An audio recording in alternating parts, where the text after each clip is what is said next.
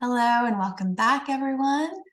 Today's session with Dr. Palmer and everyone here at the Center for Strategic Planning. Happy October. Hard to believe, but we're in the spooky season. You'll see where we pull that in later on during an opening icebreaker activity, which we always get really good feedback on. So prepare to be spooked, only a little. I'll pass it over to you, Lisa, to talk over the agenda. Yep. Well, good morning. As Rebecca has said, I hope you have your great cup of coffee in front of you. Another packed agenda for us today on strategic planning. As you can see before you, we have lots of stuff to cover, but Dr. Palmer gets us through it as usual with time to spare. So just a couple of things. I think last week, if I remember correctly, we did ask for volunteers, just anyone, to share their strategic plan. We didn't get any volunteers, but maybe we'll get one today as we go through the material. Again, it's just for review. It's not to pick it apart or to pass judgment. It's just to show for reference, and we'd like to use a real life model, but if you don't have one, that's okay. Or if you prefer, you can, if it's on your website and you want to have us click over to that, we can do that as well. Just to let you know that. So hopefully just be thinking about that as Dr. Palmer goes through the material today as we talk about strategic planning. I'm not going to read each line. You can see, you can just pretty much go through it, and we will plan our bathroom breaks as we go through the day as well. We have a pretty good feel on the group, or you just let us know, hey, we need a break, no problem. So with that, so we won't hold up, let's get started let's get started with our first assignment of the day. All right. I know. Today's icebreaker is entitled Dark Cabin, and you'll see the dark cabin there in the forest tucked away. And we're going to put you all into breakout rooms, and your task is to gather together and to imagine that you're alone in a dark cabin. All you have is one match. Which of the following would you light first? An oil lamp, a fireplace, or a candle? And I'll put this all in the chat so you have it for the breakout room so you can remember what your task is. Your goal is to reach consensus as a group and come back for a report back. And we'll be in breakouts for about 10 minutes. So once again, you're gonna imagine that you're alone in a dark cabin, even though you're with your group in your breakouts. You all are a group alone in the cabin. You need to determine what you're gonna light first: the oil lamp, a fireplace, or a candle. And you only have that one match. Now, you can't say we're going to light the match first, because that's a cop-out. That's not the instructions. You can't say match. It needs to be one of those items: oil lamp, fireplace, or the candle. So your goal is to reach consensus and then come back for the report back. So let's go ahead. We're going to open up all the rooms, and I will plug this into the chat right now so you can read that. And then I will also put it in to the breakout chat as well, since you won't be able to see this main chat here. All right, let me go ahead and add the 10 minutes here. Some of you, I'll be putting you into groups shortly after I send everybody off. And here we go. We'll see you back in 10 minutes.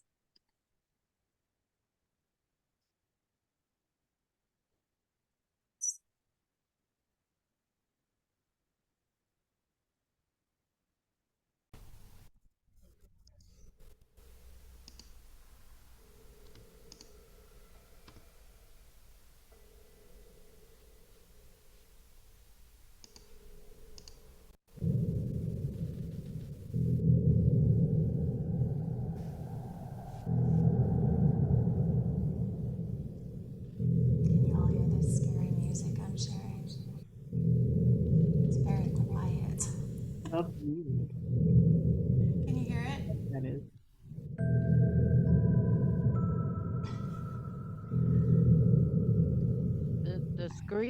The screen share is somebody's like regular screen. Oh.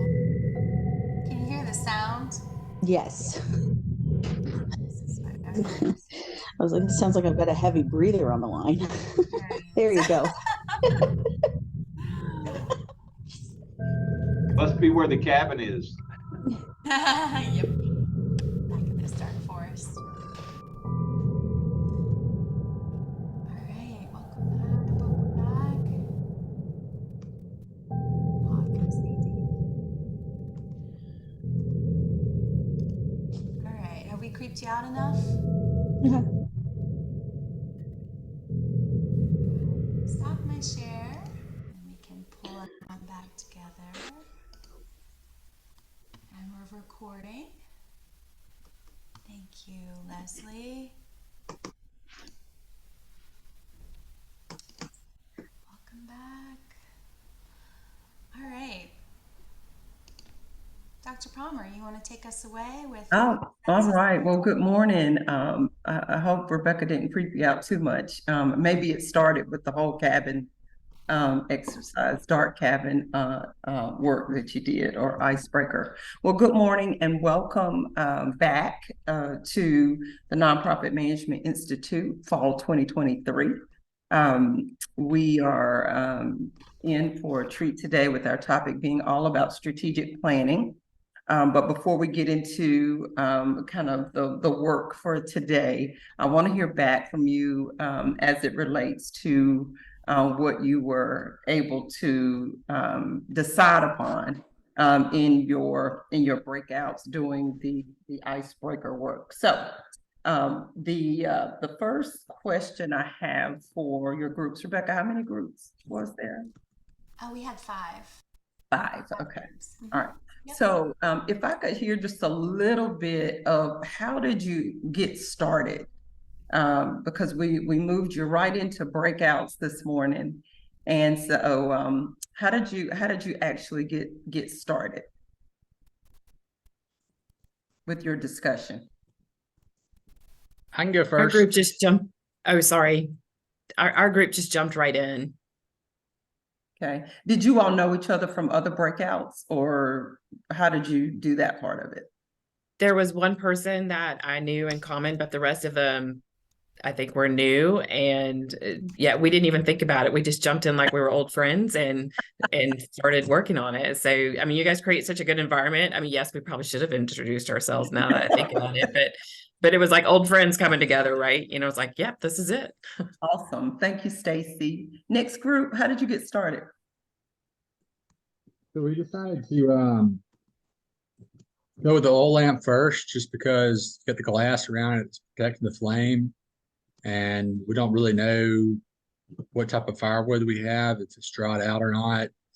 And if you light the candle first, then it's going to potentially blow out as you're trying to light the fire.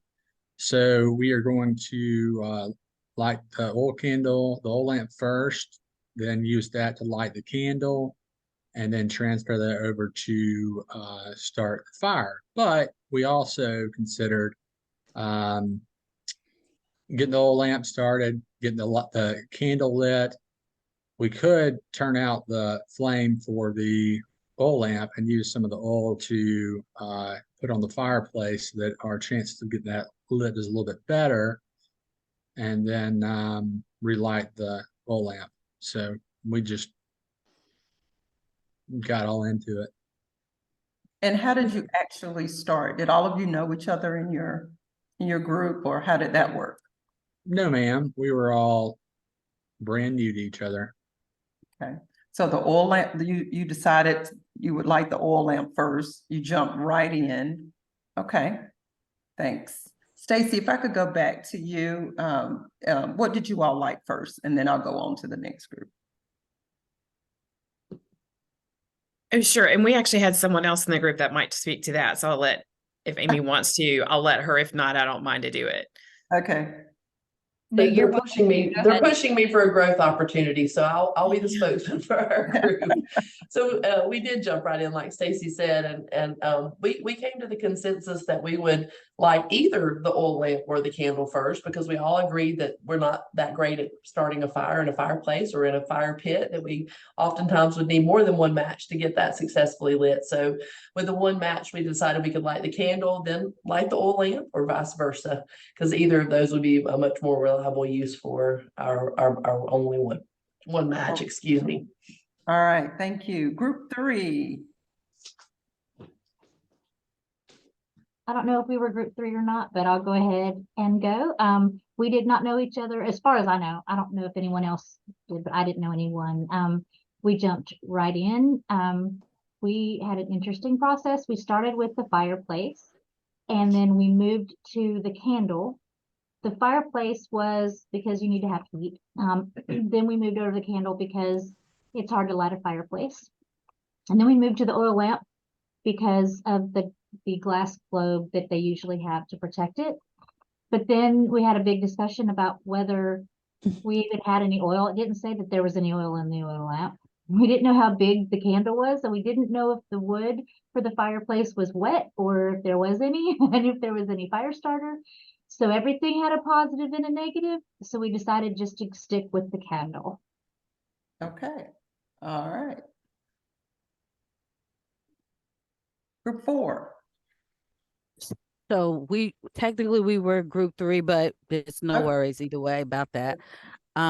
So I did not know anybody in our group, but I feel like someone knew someone else in the group that we were in. Like there was maybe 1-2 people who knew each other, maybe.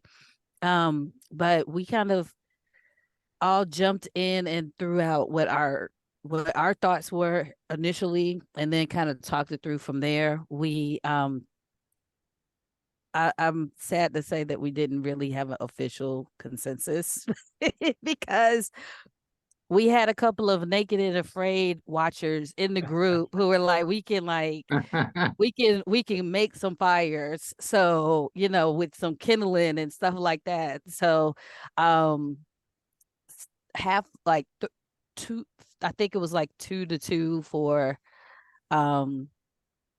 the oil lamp and the fireplace, and then one person who was for the candle. So yeah, we did understand that we needed a consensus. It just took us a little bit of time to kind of talk through all the reasonings. And which one did you say you chose to light first? The whole group didn't actually have a consensus on that. So okay.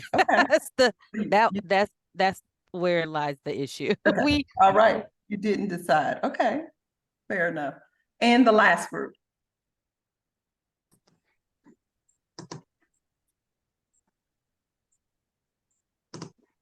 I guess that's us. So Thank you, Amy. you're welcome. We jumped right in. I didn't know anyone in the group. I'm not sure about the rest. And it was funny because within, I don't know, 10 seconds, somebody spoke up, said fireplace, and we all nodded our heads, and that was the end of it. We did have further discussion though about not really knowing what we were getting into, and if there was, if the firewood was dried out or if it was wet, and if that would pose a problem. So we had a brief discussion about using the oil lamp so that we could take that and search for what we needed to get the fireplace going, but we ultimately decided on the fireplace. Okay. So definitely an array of ways in which what could be lit first. Lisa, I don't know, do you have any comments about what you heard or? No particular comment. I think there was some great, I'm hoping that when folks are going through this exercise, they were able to relate it to having a plan and figuring out what to do. It doesn't seem like we had any big arguments, so that's good, but disagreement. Jamaica, I see your hand. Yes, ma'am. So one thing I will say is that in our group, thanks to the logic of the Naked and Afraid watchers, with creating some, rubbing some friction to light fires and stuff like that, I changed my vote.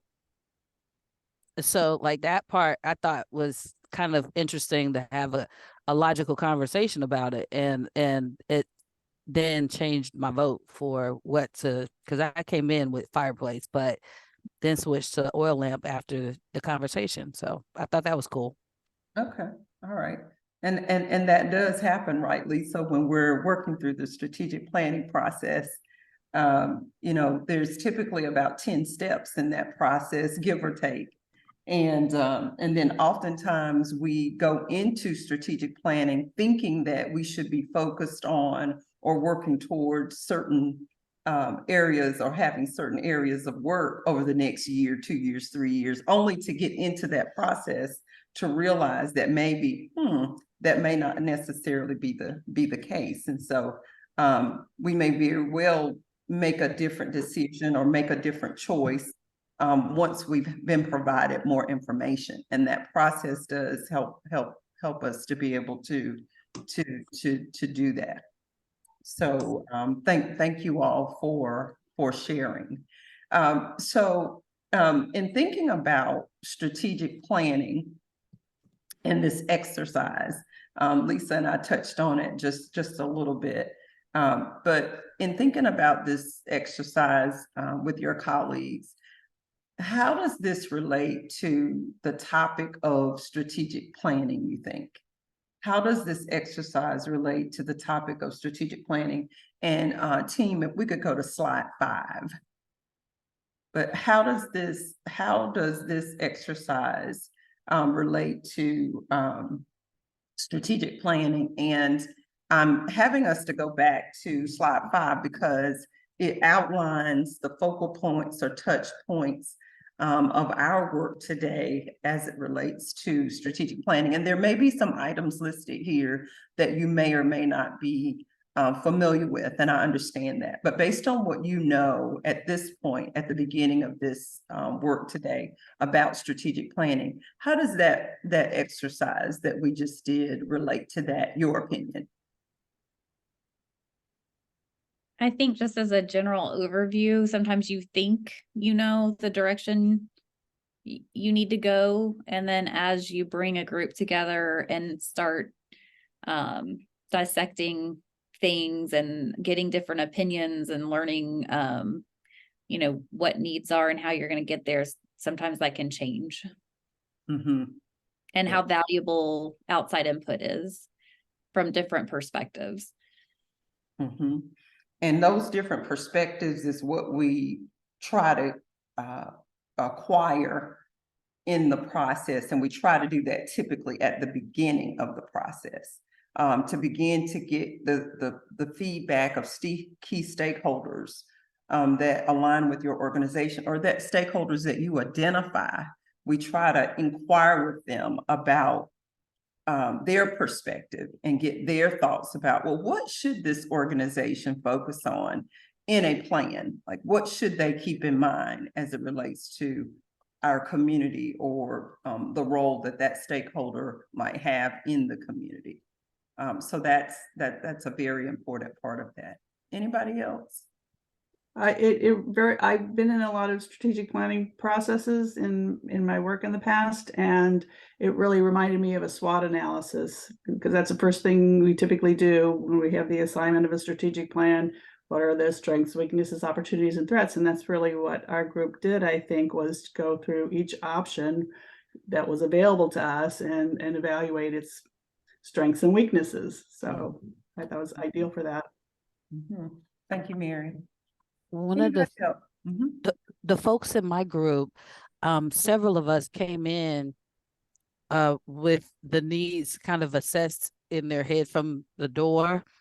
And then one gentleman actually kind of did it, and it made me think of last week's program design and evaluation training, where he was like, hey, what's the end result first? And then kind of going backward from there with regard to how to get to the end result. And so I thought that was, but I mean, and that kind of was like half thinking about evaluation as well as half thinking about needs assessment all at the same time. And so that I thought was kind of cool as well. Starting with the end in mind is an approach that you might take as it relates to strategic planning. Anybody else? Well, it made me think about, not necessarily the end approach, but the goal, and what is our goal here? And then, what assets do we have already in place to help us achieve that? And then what additional assets, things do we need to add to that to reach that goal? So. Thank you, Michael. That's a very important point, because what I find is that the asset assessment or looking at assets, also oftentimes we don't put as much time into that as we do the needs assessment. And we probably should try to balance that out more, because how awesome would it be, to your point, how awesome would it be if we identify goals in our plan, right? And there are assets already in the community to support that goal. Then that means we don't have to take on that lift all by ourselves. That means that there are some other resources to help us in doing that. So that is important to remember. As we look at our work for today, we're going to work through each of these touch points as it relates to strategic planning. And I'll go ahead and share with you or remind you, in this work, we build upon each piece of information or content that we cover. And today is probably one of the days where we do a lot more of that than we might in other sessions. In the strategic planning work that we're going to do today, we're building upon each of these pieces of the process. And so I would just kind of encourage you to try to kind of stay in the moment with us, because we'll be referring back and forth to information and having you to work on, pulling from the beginning of the work today, pulling that information back in the middle and the end, and so on and so forth. So we're going to be handling this information is the point I'm trying to make. And so try to stay in the moment with us. And so we begin this process with a preparing to plan part of it, and thinking about, is our nonprofit ready to do strategic planning? Because that could be premature, right? It could be that we're trying to engage in this process, but we may not necessarily be ready. And so we're going to take a look at that aspect of it. The needs assessment and the asset mapping, we are going to do and provide you with kind of an overview of what that process is. The needs assessment and asset mapping oftentimes takes the most time in the process of strategic planning, because when we're trying to determine need and we're trying to identify our assets in the community, we're interfacing with entities in our community, and we are using some of the methodology that we learned in evaluation to get that feedback from key stakeholders. And so we might be interviewing folks, we might be surveying, we might be doing focus groups. The way in which we determine that has a lot to do with time and how much time we have. And so that's important to remember. I think one unique way that we kind of train on strategic planning in this work is that we also incorporate the process of doing a capacity assessment, or adding that step in the process. And that is assessing the capacity of your nonprofit as it relates to its ability to do its work. And oftentimes that's very telling to individuals. Another part of the process is revisiting our mission, revisiting our vision, shoring that up, making sure that that's what we need and want it to be. Obviously, we're doing goal setting and establishing objectives and mapping out action steps in the strategic planning process. And as Mary mentioned, there is a part of the process where we do a SWOT analysis. And so that's real significant there. And then, of course, it is the pulling together of the plan, the writing of the plan, implementing the plan, and making sure that we build into our the ultimate plan, that we build in a way to monitor and track the progress, because we don't want to develop a plan and then not use it. And so we want to make sure that we're monitoring and tracking and evaluating that plan. Oftentimes our plans, or most times nowadays, plans are not longer than 3 years. COVID taught us that 5-year plans and 10-year plans can very, very quickly not make a lot of sense, you know, once something major happens in the environment, be it internal or external to the nonprofit. And so most of what I'm seeing these days are 3-year plans. And so this is our work.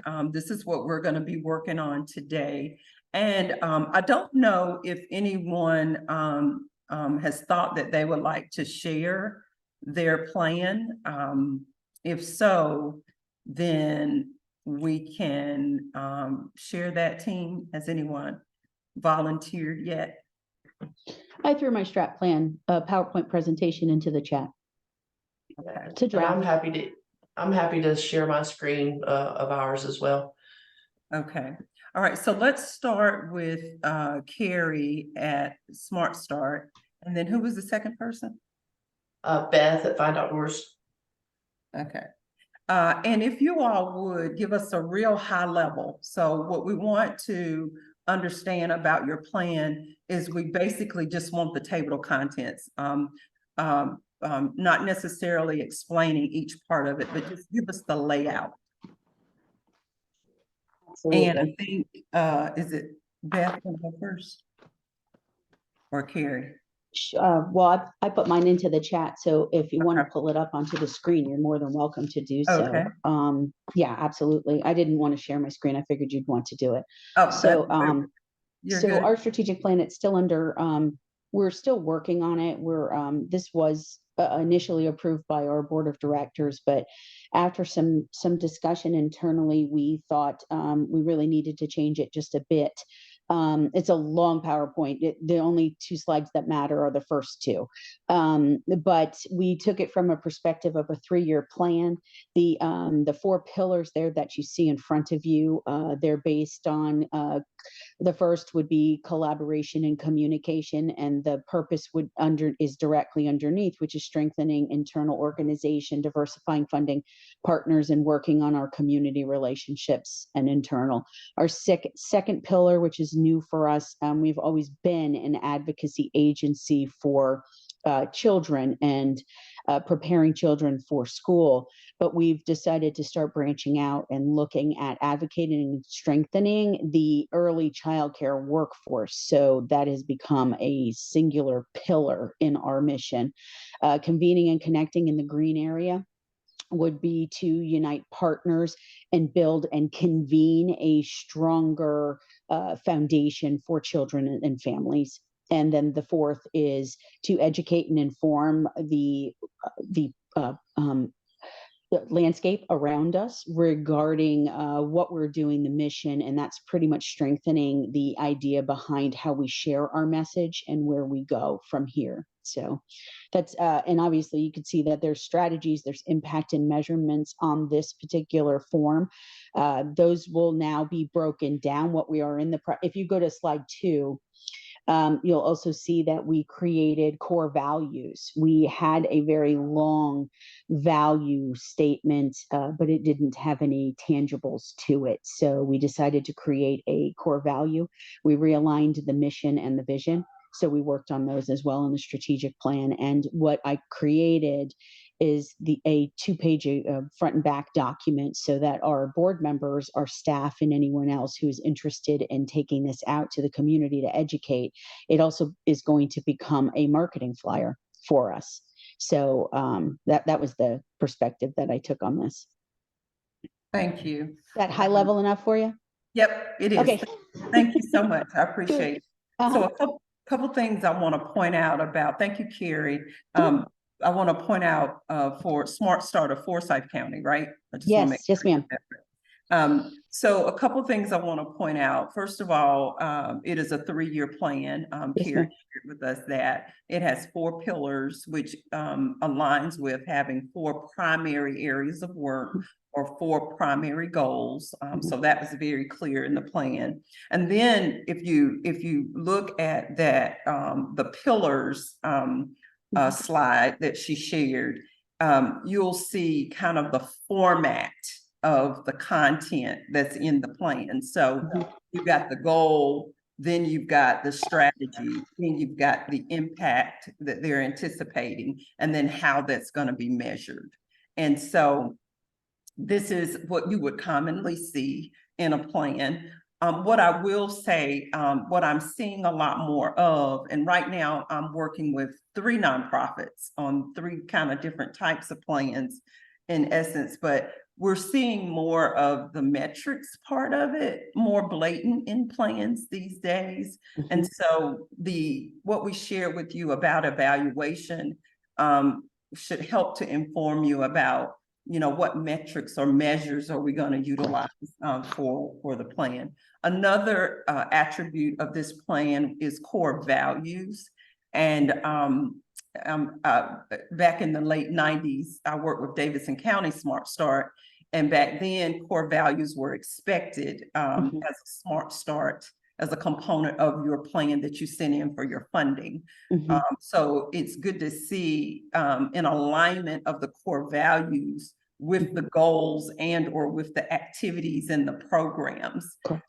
That's a nice feature there. And then I also heard you say, Carrie, that you all revisited your mission and you just took a look again at your vision and just took some time to kind of be sure that that is in fact what you want to do, or how you want to work over the next 3 years. So yes, ma'am. And also we also have gone a level deeper if you look at slide 3, we're taking this and breaking it down even more, but it takes each one of the pillars and it's showing the strategic actions, the targets, and then the implications. We're going a step further to make it even clearer where we're going with impact, brand, and stability. So we're taking it a deeper level at this point. Another feature that she shared was the fact that they took information from the plan, generated an infographic, and they're using that as a marketing flyer. So we should find multi-purposes for the use of our plan. And again, a plan is just a document until we operationalize it. The other thing I want to point out too is that keep in mind that the strategic plan is not the work plan. So let me be clear about that. So when you're looking for, let's just say, a consultant to help you with your strategic planning, keep in mind that most of what consultants do is the grander plan. The work plan then has to be teased out, let's just say in this case, potentially for each one of those goal areas. And so that's another layer of developing of the plan. So I just want everybody to keep that in mind. Thank you, Carrie. Beth, you're up next. If you would share your plan. Can I share my screen? Because for some reason it won't let me drop it in the chat. Oh, okay. You should be able to. Well, let me share. Okay. And the thing, to keep in mind, all plans are different. They're customized, based on your organization and how you want to organize.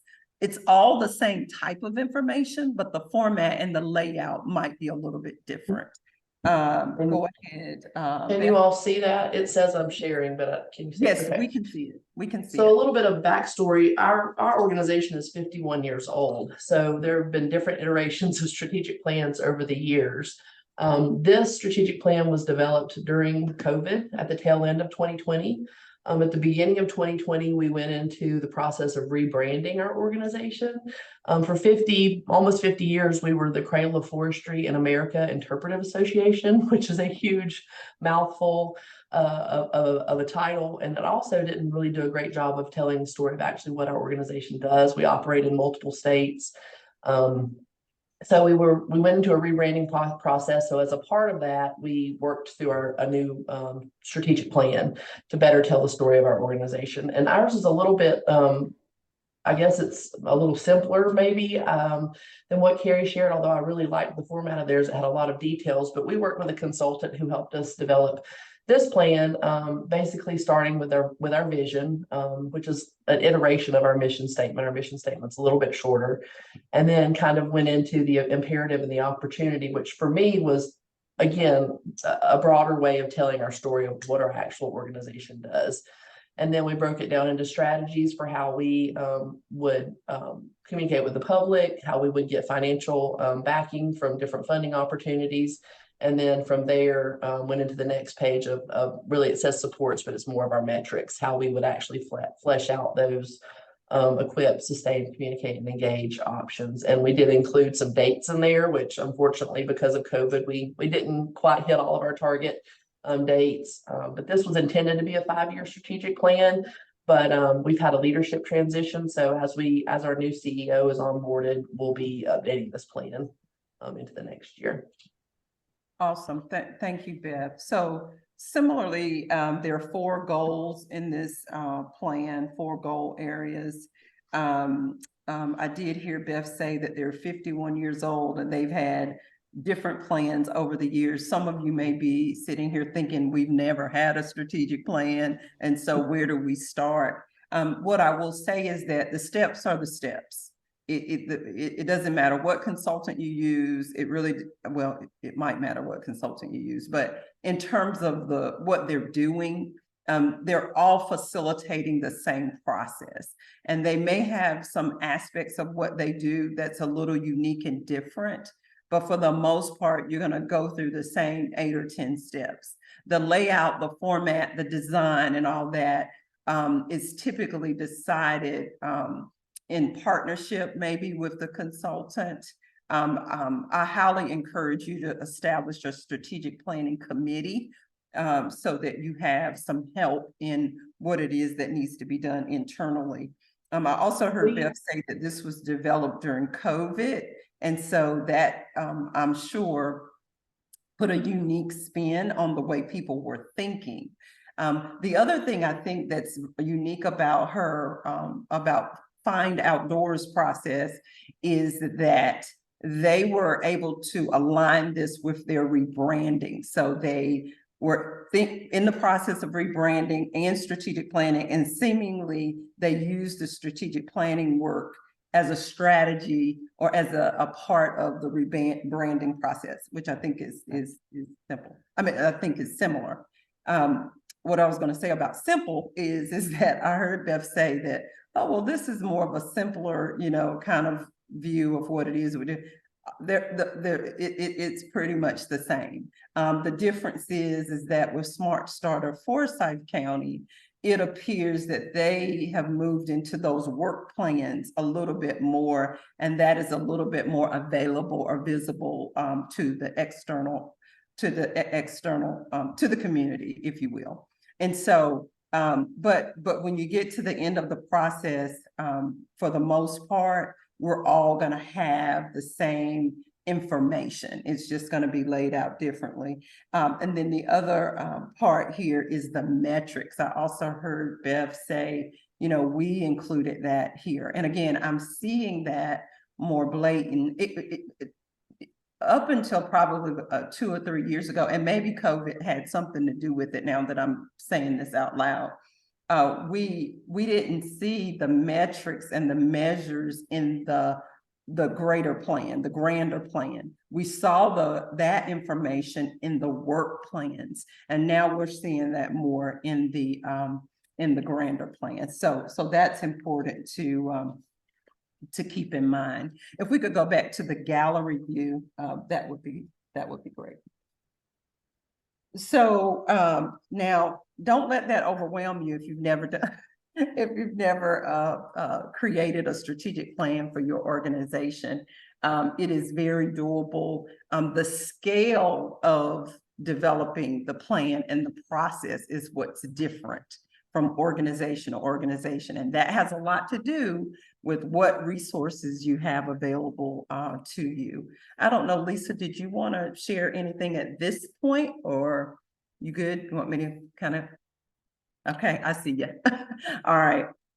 So, and again, just kind of keep in mind, and let's just do some reactions of love to Beth and Carrie for doing that on the spot presentation of their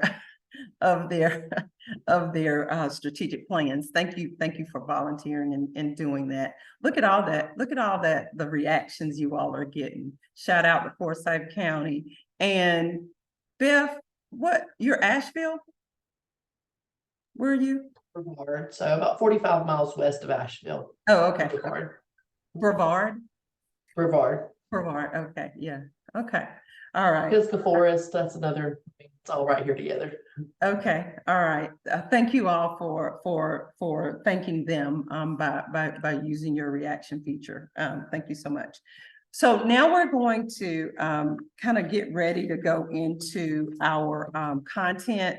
I am gonna have the team is gonna put my bio in the chat as my introduction today, or continued introduction. If there are questions that you have about that, just ask me or just let me know. We're gonna, of course, continue to get to know each other as we move along. But we just wanted to share that with you. The next thing that we're gonna do, as I said, is we're gonna jump right into our list, our touch points as it relates to strategic planning. Let me just do a quick check-in. Do we want to take a break now and then go right into our info, or I see some here. Is this a good breaking point? Yes. Yeah. Okay. All right, team. Rebecca, how much break time do we have? 10:25 now. Is a 5-minute break gonna suffice? I see some heads, Yes. nods of Okay. yes. Well, All we'll right. gather back here around 10:30. Thank you.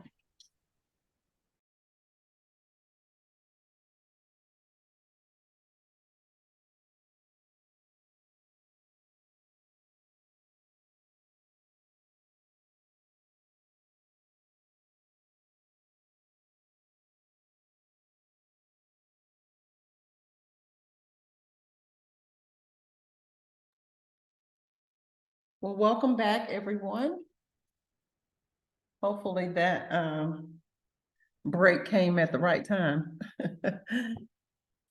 We are gonna get started, and I want you to, in your workbooks, I'm trying to grab mine here.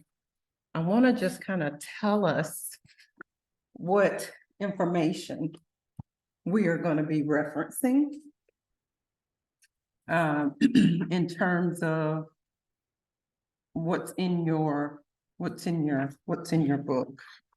So if you go to page there's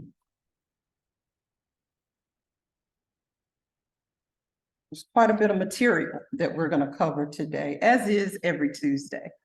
But if you go to page 57, or right before that is the cover page for this section of your workbook. I know some of you may not have some paper clips nearby, but if you do, I'm going to kind of tell you how we've grouped the information in your workbook. Because you have a lot of great information with a lot of my favorite handouts in it. So let's just kind of group all of that before we even kind of do the deep dive into the material. So pages 57 through 67 is one group. So that's kind of a group of information that we're going to focus on mostly at the beginning. And then when you get to page 68, 68 through 70 is our needs assessment information.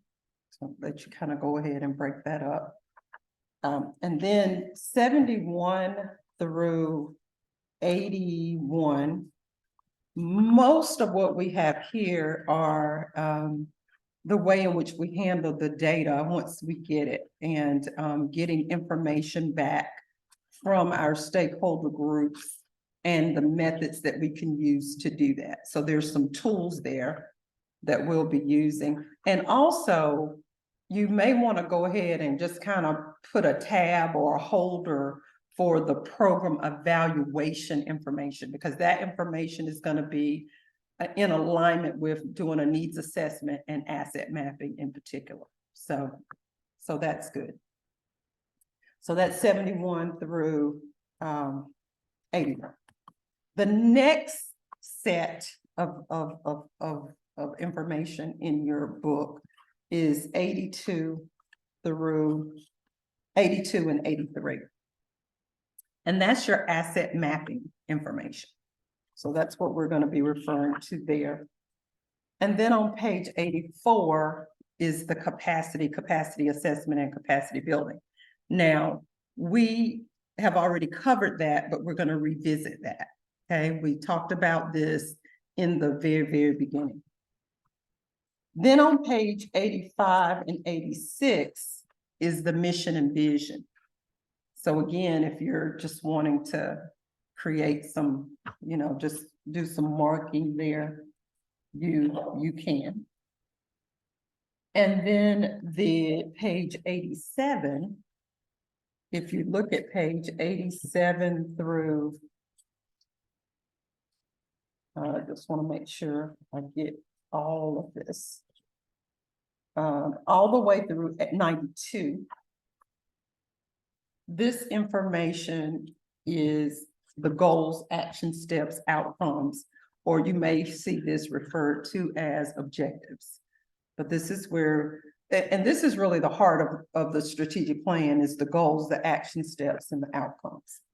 Then once we have that, we do what is called a SWOT analysis. That's page 93 through 95. So you want to mark that, you can. And then when we get to pages 96 and 97, what we've put here is like a sample of the work plans, not work plans. This is a sample of how we might do the goals and the action steps, but also a work plan later on if you want to do that. Then when you get to page 98, this is the write and implement the plan. We're going to go over some points about that. Monitoring and tracking progress. There's that. That's page 99. And then evaluate and or revise the plan. That's page 100. And that is the end of our list. So, and I'll refer to these page numbers as we go through if you weren't able to catch those page numbers. But again, keep in mind now, as we're doing strategic planning, as we're working through this material, we're building upon each part of the content. So as I said before, try to stay with me so that I don't have to go back and repeat, because it's quite a bit of information. So try to stay with us, and I will try to keep the pace at a pace that you can. So there's that part of it.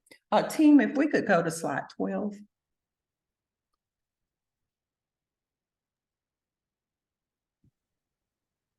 This is my second cup of coffee. I'm getting ready.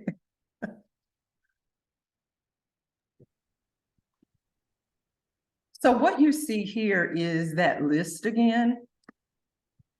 And what we have is we have these steps, and what you see highlighted in blue are the areas that rated the highest when we did the assessment in the very, very first session together. And so there were quite a bit of us that said that needs assessment was something that they wanted to work on in the next year, or that was a part of kind of where the need was.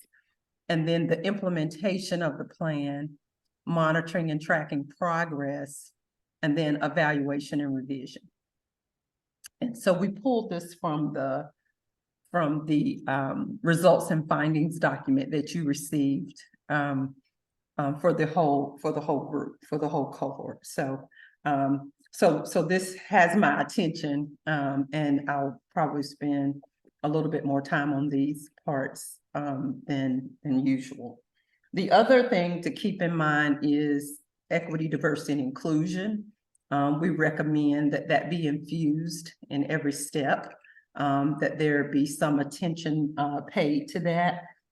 We do know that we're seeing quite a bit of EDI, DEI, a focus on that in a lot of the work that we do. Some nonprofits are adjusting their missions and visions and just doing some different, incorporating equity, diversity, inclusion in different ways, not just in planning, but in other work that's happening. And I've tried to mention what I'm seeing as far as what's trending in terms of just kind of the whole scope of work for strategic planning that I'm seeing here lately. And so this is definitely a part of our work that is getting a lot of attention, EDI, DEI, and so on and so forth. So you might want to just keep that in mind. We can go to the next slide. So we're going to get going, and I'm going to be transitioning to and from the slide. So I'll be going back and forth and doing that. And then there's hands-on work for all of us to do as we're working through all the different steps and learning more about how to do this. So here are some things to think about in terms of startup. So in terms of just thinking about strategic planning and what it is, which I've tried to inform us of that from the top of our work today. There's a truth and myth worksheet that we want to spend some time on and work with, and then talk about the process, having a strategic planning committee, and then also choices. So let's start with a little bit of this definition. And as I said before, I've actually been describing strategic planning the entire time. But this is a very focused task and activity for our nonprofit organizations. It is fundamental. And if you're referencing the page number in your workbook, it's page 57. It is a fundamental part of how we organize ourselves in nonprofit organizations and how we organize our work. The other thing I will say to the executive directors and the presidents and CEOs that are in the space today, this can be your friend, right? The strategic plan could actually be your close friend. And the reason I say that is because it can help to guide and inform key stakeholders of the work that you are doing every single day in your nonprofit once you have the plan. Our CEOs and executive directors are expected to lead and manage the plan once it is developed, to provide leadership in the what and the how of making the plan or operationalizing the plan. So that is important to remember. And again, the plan guides the organization. It guides our nonprofits in terms of what and why we do what we do. And so I do think those points are important to make. If you would go with me to page 58, and team, we can go back to the gallery now. If you could go with me to page 58, we're gonna spend some time doing this assessment, or we're gonna complete this worksheet, if you will. And what we're doing here is we're comparing and contrasting what's true about strategic planning versus what is a myth about strategic planning. And so there are 7 items listed there stating what strategic planning is. And so I may have helped you out a little bit in describing some of this. But let's just kind of work through this. And team, we're going to take about 2 or 3 minutes just for everybody to complete their responses to all 7 items. So are these items that are listed, are they true, or are they a myth? And so I'm going to go silent here for just a couple minutes and let you complete that.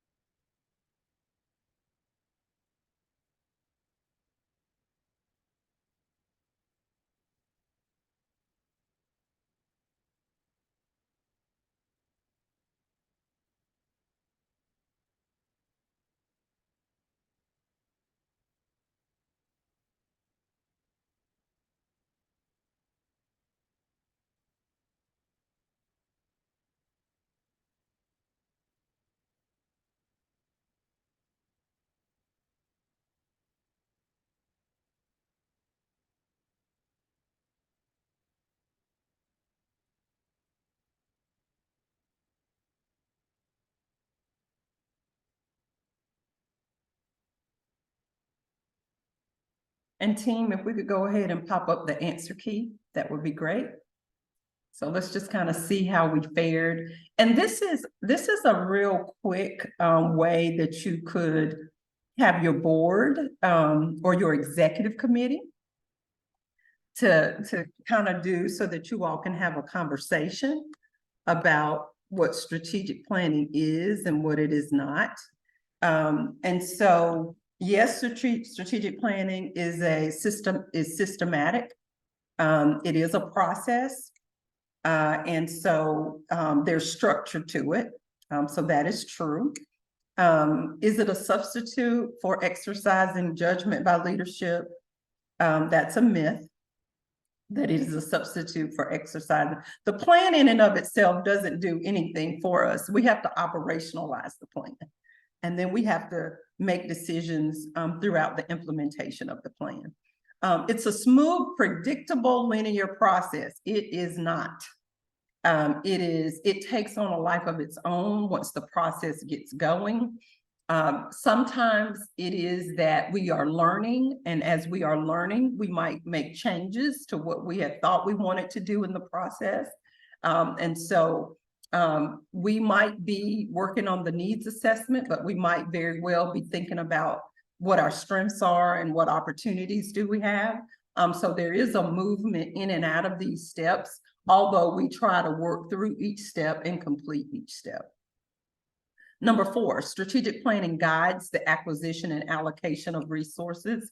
Oftentimes, what nonprofits will do is we will have our strategic plan as a part of the budgeting process each year. So we're looking at what we said we wanted to do, and then we're trying to budget for that. So that is very true. The strategic planning process is about building commitment. It is. The exercise in and of itself oftentimes fosters more cohesion, in particular with the leadership of the nonprofit that's doing the work and the board of directors in particular. It is a way to inform our board and to kind of help them to understand a little bit more about how nonprofits work. because for some of them, they may not know. This may be the first time they've ever served on a board. And so it does help with that. And it also helps to build staff commitment when they're involved in the process. So it can be used as a kind of a team building, synergy, focus type of experience. It predicts the future. It does not. Quite often I run into situations where the leadership, be it the executive director or the board, they're thinking that, oh, once we have a plan, this takes care of everything that we are ever going to encounter. No, it does not. But it does serve as a guide, and it can help us kind of see and anticipate what may come down the road. And then number 7, it involves choosing specific priorities. Yes, it does. It does put us in a position where we have to prioritize as to what it is we're going to work on over the next few years. So hopefully you did really, really well with that. And as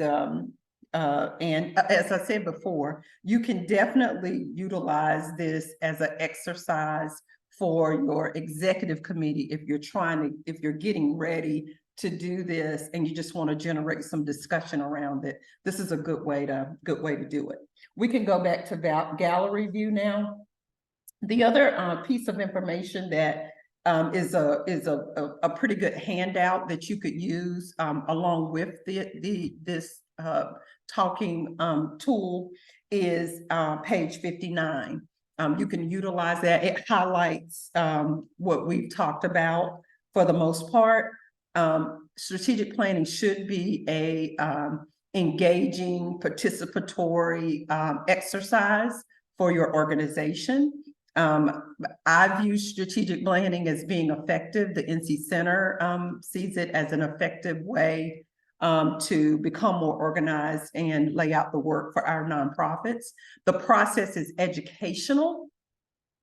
You could definitely use the process by default. Your staff and any key stakeholders and or your board, even donors, depending upon how you might engage them in the process, everybody can learn from the experience. And so that is a key point. It is important work to lay out the plan. That way we all at least have a sense of where we are and what we're working towards. If you decide to secure a consultant, and we got some tips for you for doing that, but if you decide to do that, there is a cost involved in that, unless, and I do run into this from time to time, when you have a board member who knows how to facilitate the process. That could save you a little bit. But there are parts of the process where you probably want a neutral perspective. And so you just want to think about how you want to do that. And it does take time. You know, so we don't want to today decide we're going to do a strategic plan. We want to develop one, but we want it completed in 2 months or 3 months. Lisa, I don't know if you have any comments about that, but we want to make sure that you've got enough time to develop the plan, and you don't want to rush the process. And here's where this might be a little bit challenging, but I understand it. When we are when we're working through the strategic planning process, the work still has to be done in the organization. So we might be carving out a path for accomplishing a particular goal a certain way, but that work is still happening simultaneously. So I think it's important to enter into the process with the mindset that that is actually happening. What we don't want to do is to keep going backwards, you know, as we're, you know, doing our work each and every day, and we're mapping out what we're planning for the future. We don't want to kind of keep going back, trying to make those changes and edits. Otherwise, we won't ever have a plan. So that's important to remember. The next thing I want to talk to you about is the process. Well, let me pause. I've said a lot so far. I've got a little bit of a lot more to say, if that makes sense. A little bit of a lot more to say.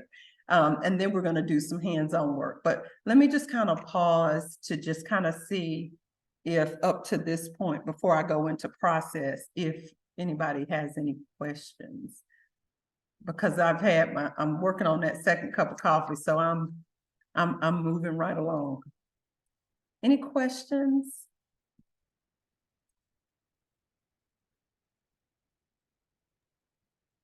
I don't have a question per se. This is Carrie from Smart Start of Forsyth County.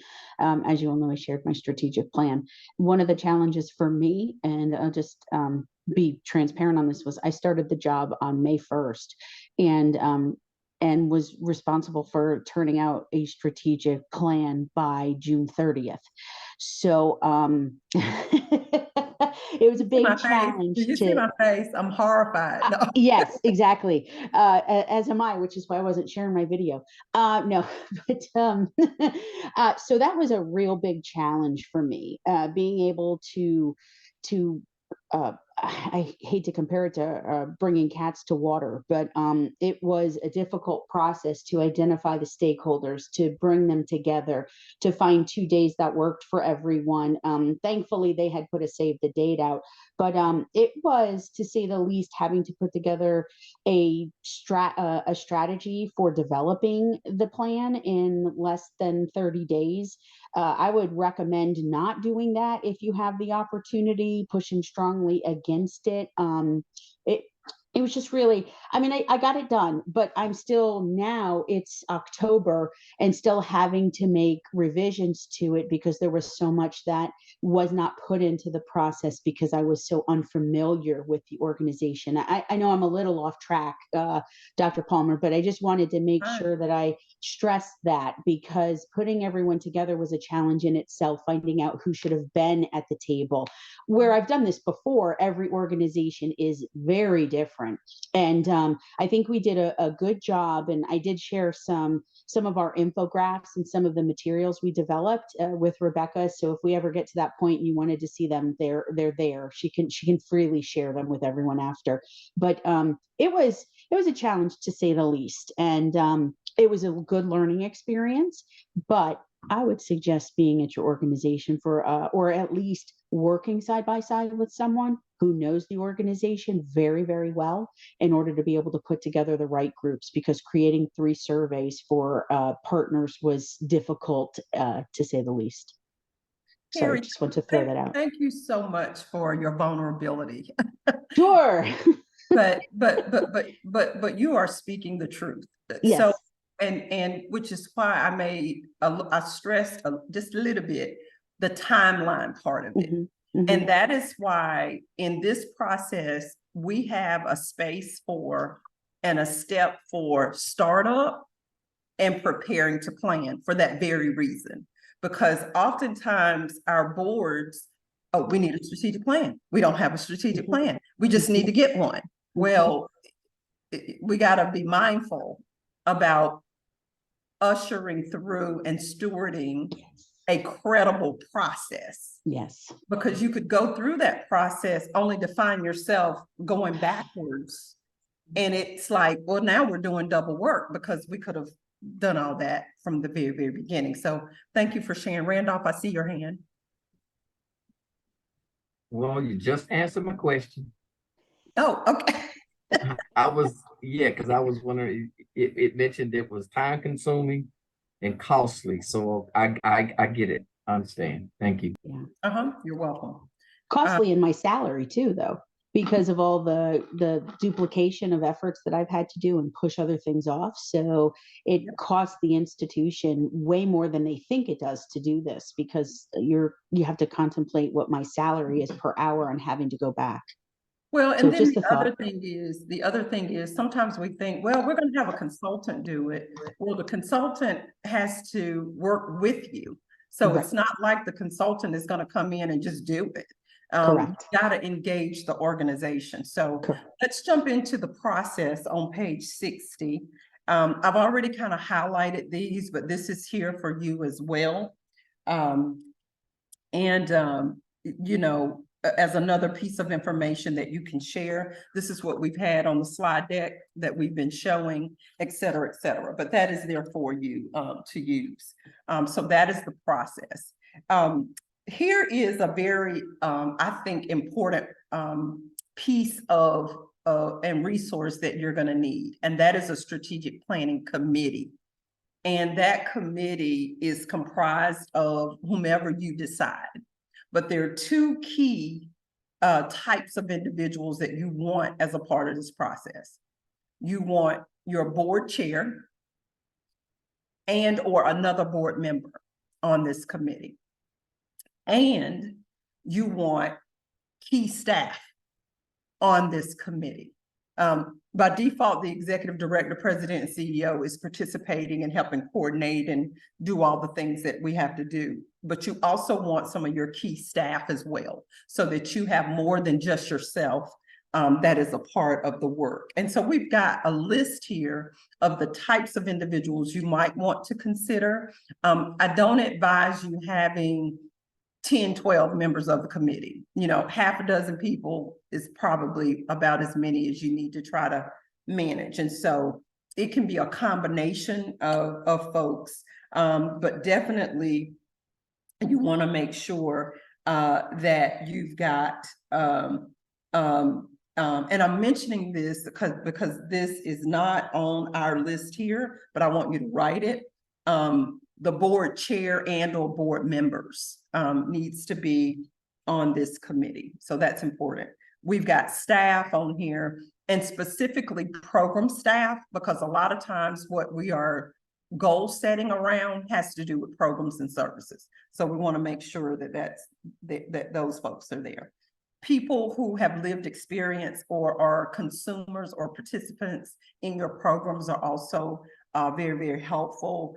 People from the community, partner organizations, community groups, local churches, youth leadership, your local chamber of commerce. It's not a bad idea to have someone from that organization that's a part as well. So you will have to decide who is gonna be helpful to you in actually completing the process.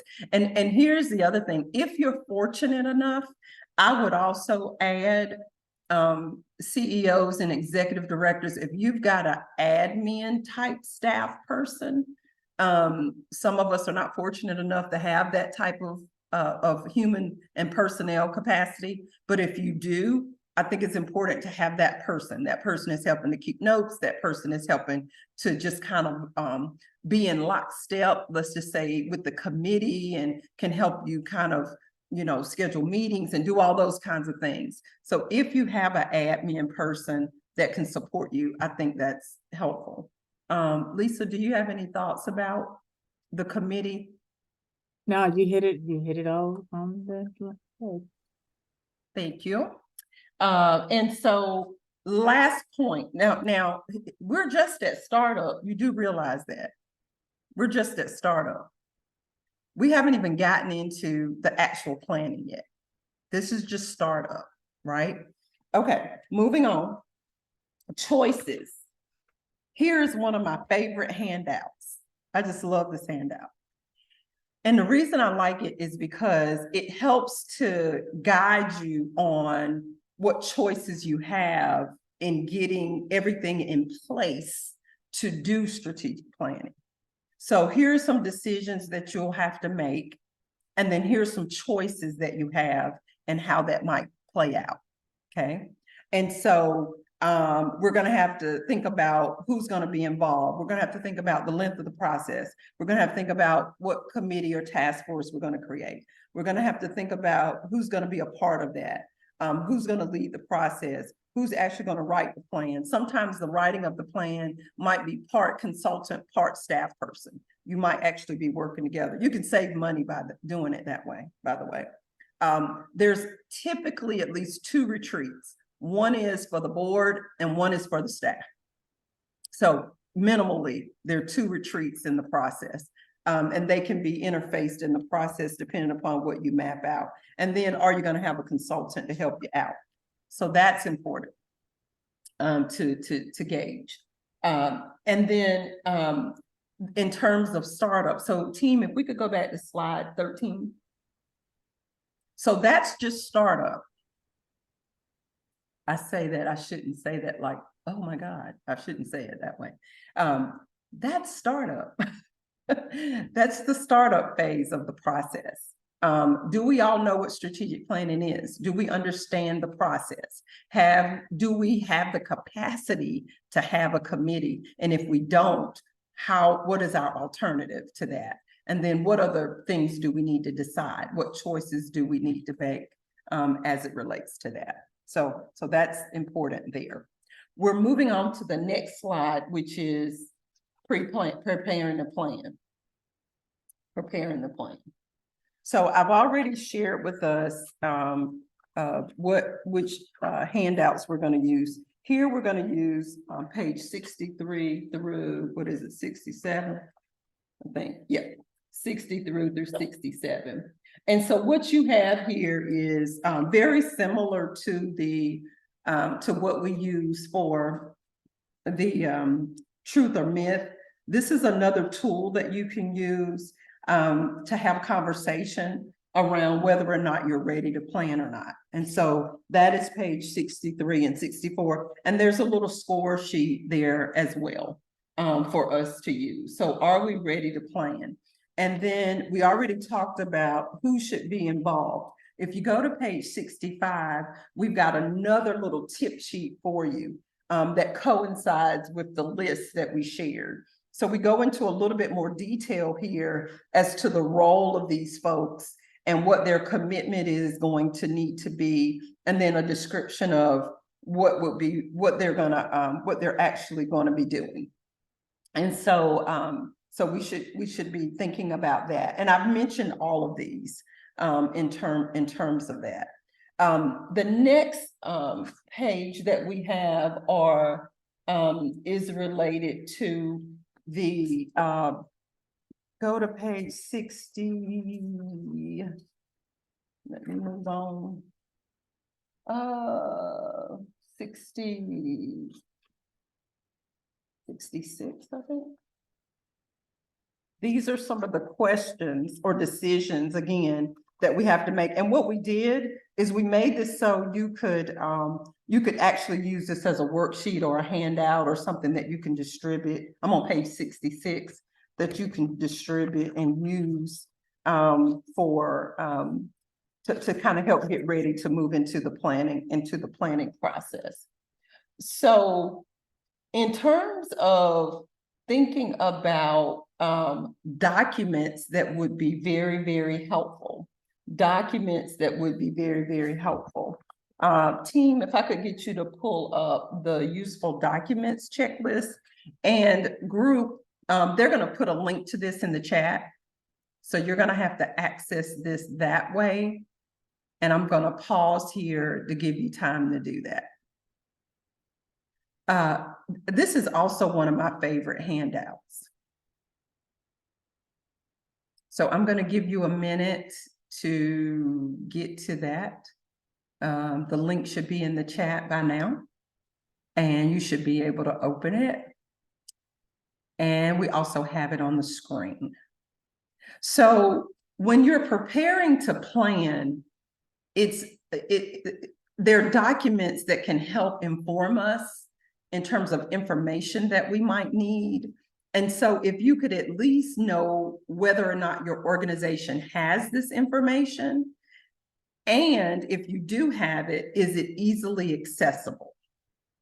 And so the way in which we have this organized is there are mission-related documents, there are financial documents, there's administrative type capacity, organizational documents, there are governance documents, and team, can you move the page up or down or whichever way? Governance documents there. So these are the types of documents that can help inform the process. Here's something you should put in your notes. When you are in the needs assessment, asset mapping, capacity assessment steps, when you're working through those steps, documents and reports and secondary information that you already have can help inform the information that we need to tell the story about need, to tell the story about assets, and to share what our capacity is. You probably have documents and information that you are already gathering that you can use. So that is important. And to be able to put your hands on those documents, because any consultant that you use, they're going to be asking for that kind of information. So it's good to go ahead and already kind of know where this information is and is it easily accessible. You may not need all of these documents, but these types of documents can help inform the process. Let's go back to gallery. And we're going to come back to we'll come back to the work plan. I don't want to go there yet. When you look at page 67 and you see strategic planning work plan, this is really just kind of laying out what kind of activities you're going to be working on. And under the activities column is really those steps. It's like, these are the steps that we're going to be working through, and what kind of process are we going to use, who's responsible, et cetera, et cetera. So this is just a tool to help us to kind of document how we're going to actually go about moving through the process. That was a mouthful, right? We have, I have talked us through, right, pages 57 to 67. So that's quite a bit of information. What we want you to do at this time is we are going to place you in breakout rooms. And while you're in the breakout rooms, we want you to discuss the usefulness of what we shared so far. So how useful can this be to you and your organization doing strategic planning? So it's from page 57 to 67. And we want you to discuss the usefulness of the information shared. Rebecca, we're going to do this for 10 minutes. I'm thinking 7, but I don't think we need 10. But we're going to do this for 7 minutes. And we're going to, so what we want you to do in breakouts, we've shared a whole lot with you up to this point. And so we want you to have a conversation around what we've shared so far. How useful do you think this can be to helping you engage in strategic planning? Rebecca? All right, we'll go ahead and open up the rooms. We'll see you back here in about 7 minutes. El calor de tu piel, besar esos labios de fuego otra vez. Todo mi cuerpo reclama tu ser, como reclama el calor y la lluvia el verano. All right. Had a little welcome back music, some Afro-Cuban funky grooves. Hopefully y'all could hear that. I don't know why.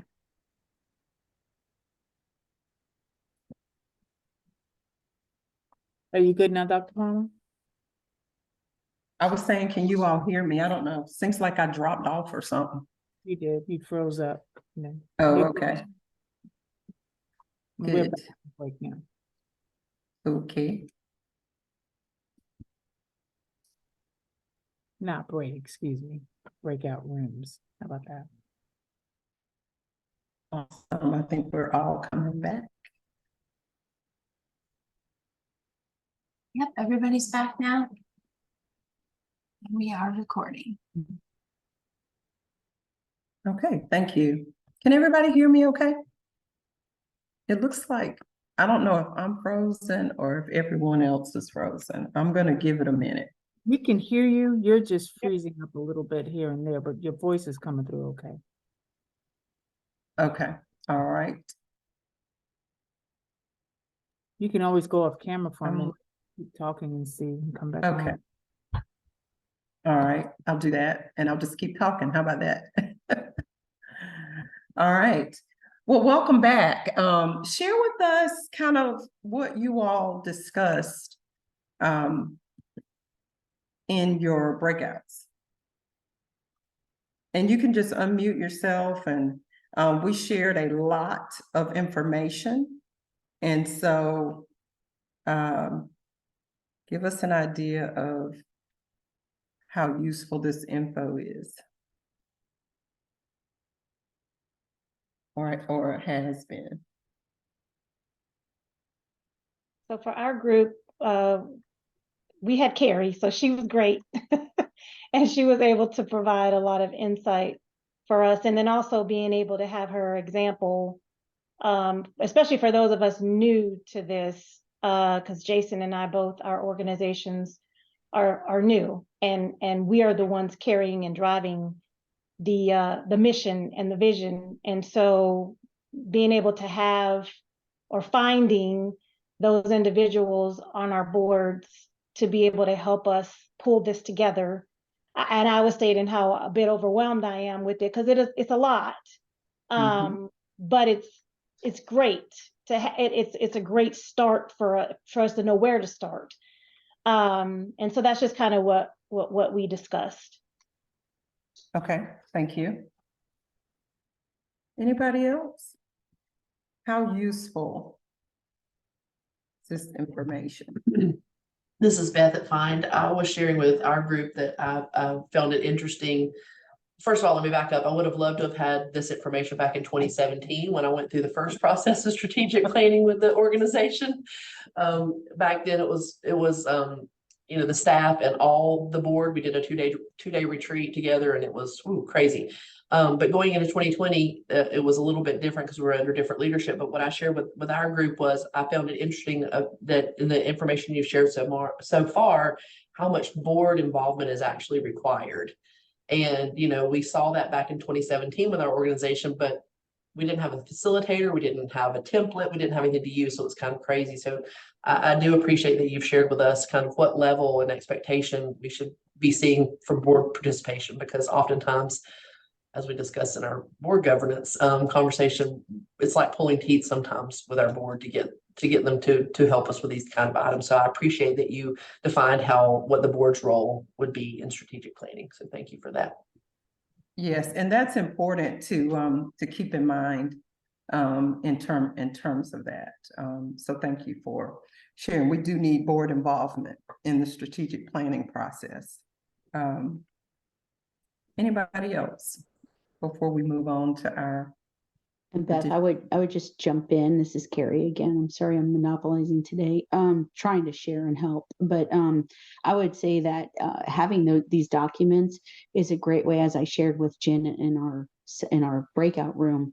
She mentioned that having these was so helpful, and I said it would be great to be able, if individuals were approaching their strategic plan, to use these as a timeline. So project your end date and then go and build backwards on when you need the documents, who you need. And so having this outline will be imperative. And I think Beth can agree. The documents are great, but being able to build your timeline and having concrete evidence to show your board and any executives that you have to sell a plan to, essentially, that saying this is important that we follow this guideline so that we get a true and accurate picture our first time around. Okay. All right. Thank you.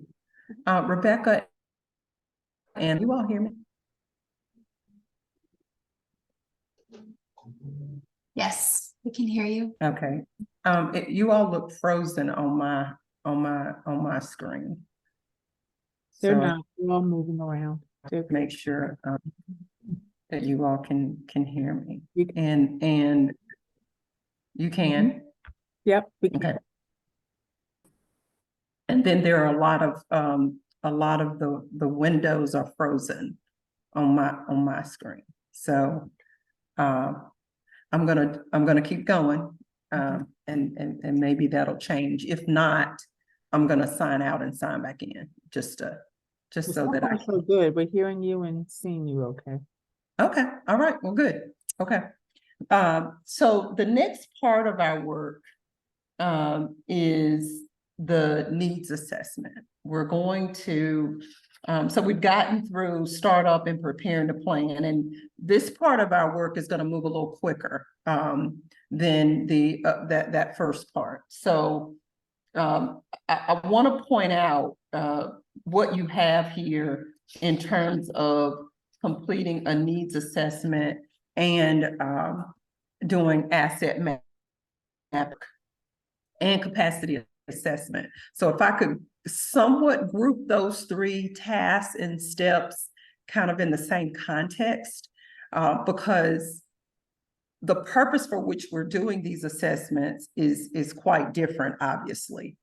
So when we're beginning to do strategic planning, one of the things that we want to identify as it relates to programs that we offer and services that we offer is we want to get a better understanding or a real-time understanding of what the needs are in our community related to those programs and services and related to our mission and vision. Now, that was a mouthful, so I'm going to repeat it.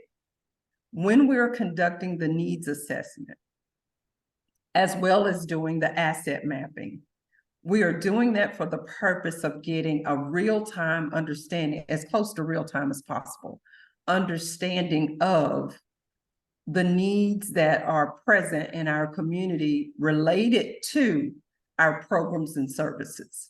So what are the needs and how what does that look like in our community? And oftentimes we will borrow from existing reports about community.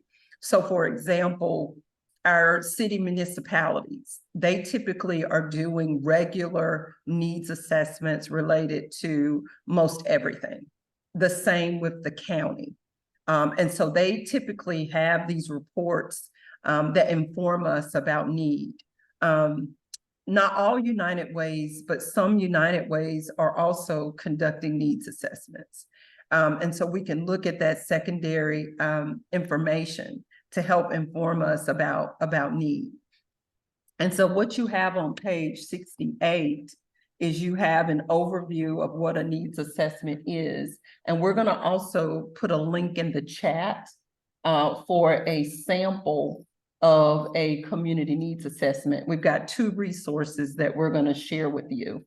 And so team, I'm going to have you to go ahead and put in that first one in terms of just an example. And again, when we're doing the needs assessment, we're looking at needs related to programs and services for the most part in terms of that. So do you all want to just kind of highlight that? And then also the needs assessment workbook. So we're sharing 2 documents with you just so you can see those. We don't train on how to conduct a needs assessment outright in this series. But we know that there are times when nonprofits want and need to facilitate this process themselves. But you can definitely refer to these resources to help you to better understand needs related to programs and services that you offer.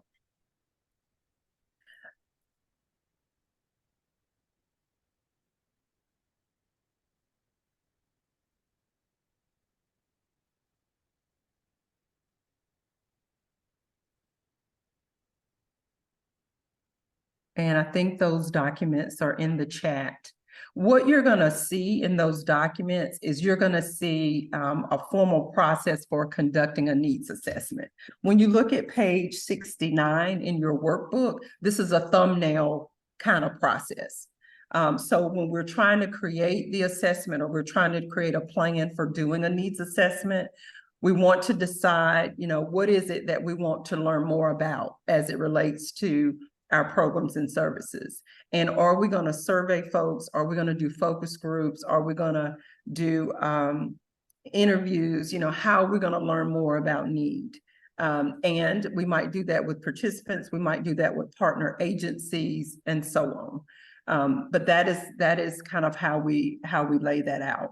And so when you look at page 69 and 70, that's kind of what we have there, an outline for that. So that's just kind of a thumbnail kind of way of thinking about it. And then, of course, like I said, the team has put those 2 resources in the chat for you. Now, here is a wealth of information that I'm going to walk you through 71 to 81 to tell you what you have here. When you're doing a needs assessment, again, you're collecting data. You're collecting feedback. You're getting information to inform you about the need for your organization by way of the need for your programs and services. So if you're doing focus groups, we've got the types of questions you might use for focus groups and some tips for coordinating those focus groups. If you decide to survey stakeholders, page 73, we've got some items here for you to consider for surveying. And then we've got a way in which you actually can collect that data and where data can come from. That's on page 74. When you get to page 75, we have a checklist here in terms of when you're going to do a needs assessment survey. And again, I want to repeat because I don't want us to be overwhelmed. A needs assessment is a process within itself. And a needs assessment is conducted for the purpose of identifying need related to programs and services and the need for your organization as it relates to mission and vision. So that's important. If we're going to survey our volunteers, page 76, we've got a tip sheet there if you decide that that's what you want to do. And we've got some examples of surveys. So on page 77 is an inventory type survey. On page 78 is a service type survey that you might use. And then, of course, when you get to page 79, there are some additional questions that you might want to use in terms of the analysis of need. So again, if I could repeat, when you're conducting a needs assessment, it's like it's an activity or a process within the strategic planning process. And here we're trying to understand the need for our programs, services, and or the need for our organization. Once you have gathered all that information, it can tell a story about need, and you might decide that you want to share that story publicly. So that's on page 80. Once you have the needs assessment completed, that may be what you want to do. And then a needs assessment is a report in and of itself. And so you may very well want to report out if you're going to invest in, or if you've invested in conducting the needs assessment. So that's how that works. And that's what that information is in terms of what we've shared with you. The same holds true with asset mapping.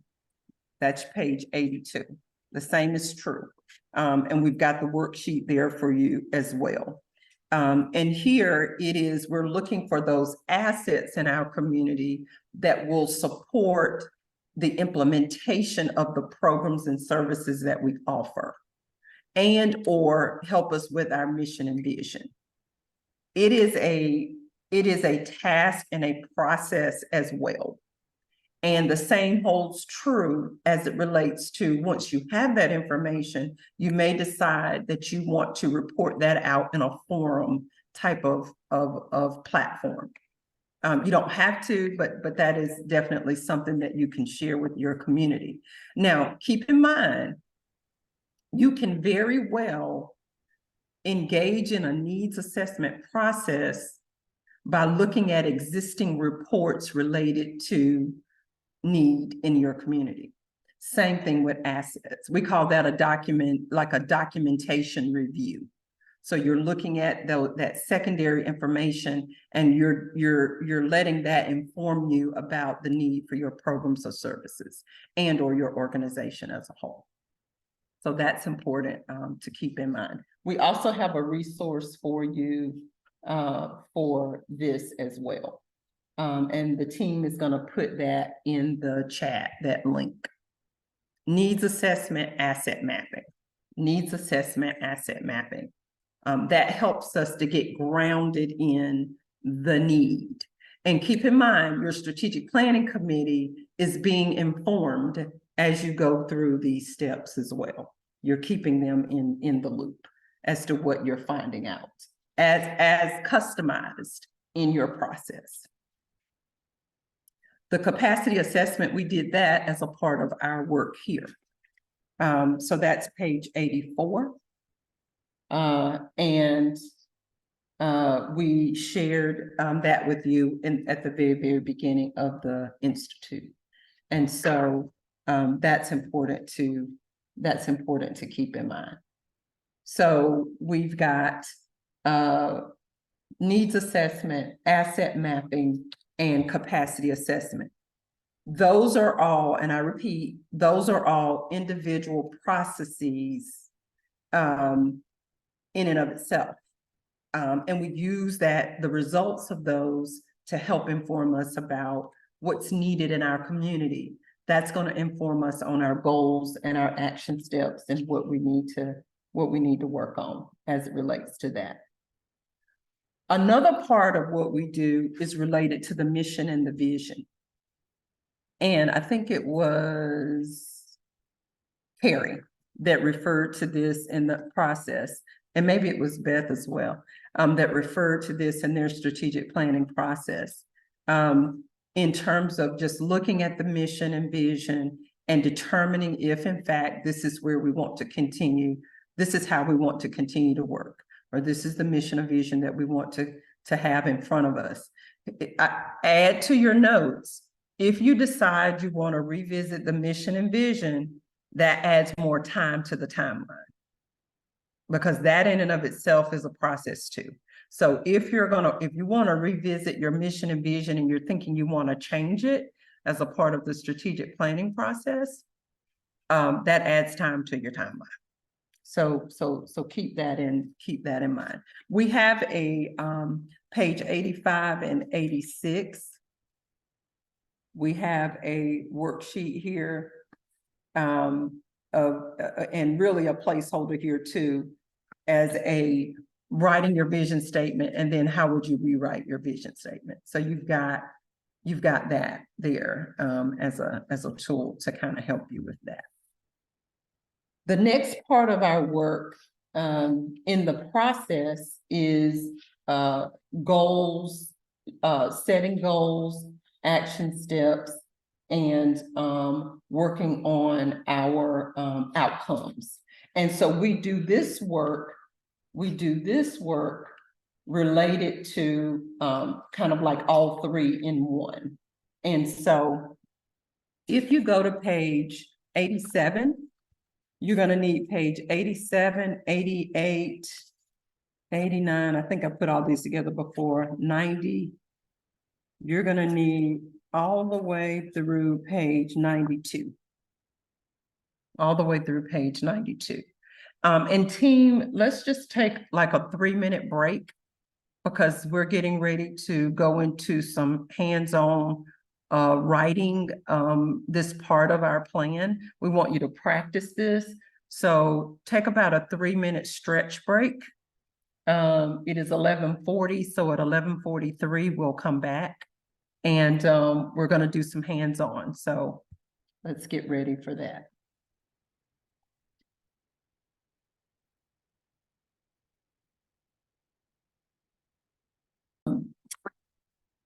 We are now focused on the goals, writing action steps, and writing outcomes. And so I'm going to share with us what we need to do in terms of the goal writing and the action step writing and writing outcomes, and then we're going to practice it. Team, we're going to stay in the main room to do this work. So in terms of goal setting and objectives, in particular goals, action steps, and outcomes. So on page 87, we have highlighted for you these three real essential parts of the plan. It is necessary for us to write goals. It is necessary for us to write action steps, and it is necessary for us to write outcomes. And the way in which we have this organized is that we develop our primary goals. Then we have our action steps to show us how we're going to achieve the goal. And then we have our outcome statement, which is why we are doing the how to engage in the what, right? So we have goal statements, which is our what, our action steps are how, and our outcomes are why. So on page 87, we have some points about that. So oftentimes what happens is when we write goals, we're trying to write what we call SMART goals. They're smarter goals, they're SMARTY goals. There are a variety of ways in which we craft our goal statements. But the long and short of it is we want our goals and our outcome statements to be very specific, measurable. We want them to be realistic. We want to make sure they're attainable. You know, we want to make sure that there's a timeline associated also with our goals. And so what we are going to do in our workspace is we're going to have you to practice writing a goal statement with accompanying action steps and outcome statement. We're going to share with you two examples. One of the examples is a program-related goal and action steps and outcome statement. The other example is a nonprofit like organization management type goal, because oftentimes what we see in the strategic planning process is we see that we want to work towards goals that impact our programs and services, and we want to include goals that impact the organizational development of our nonprofit. So we provide two different examples for you to choose from or for you to kind of hone in on.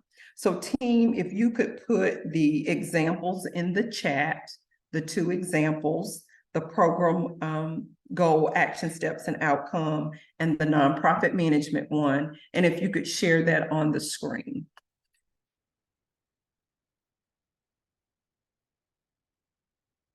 And you also have an example in your book, but I want to show you what's on the screen first.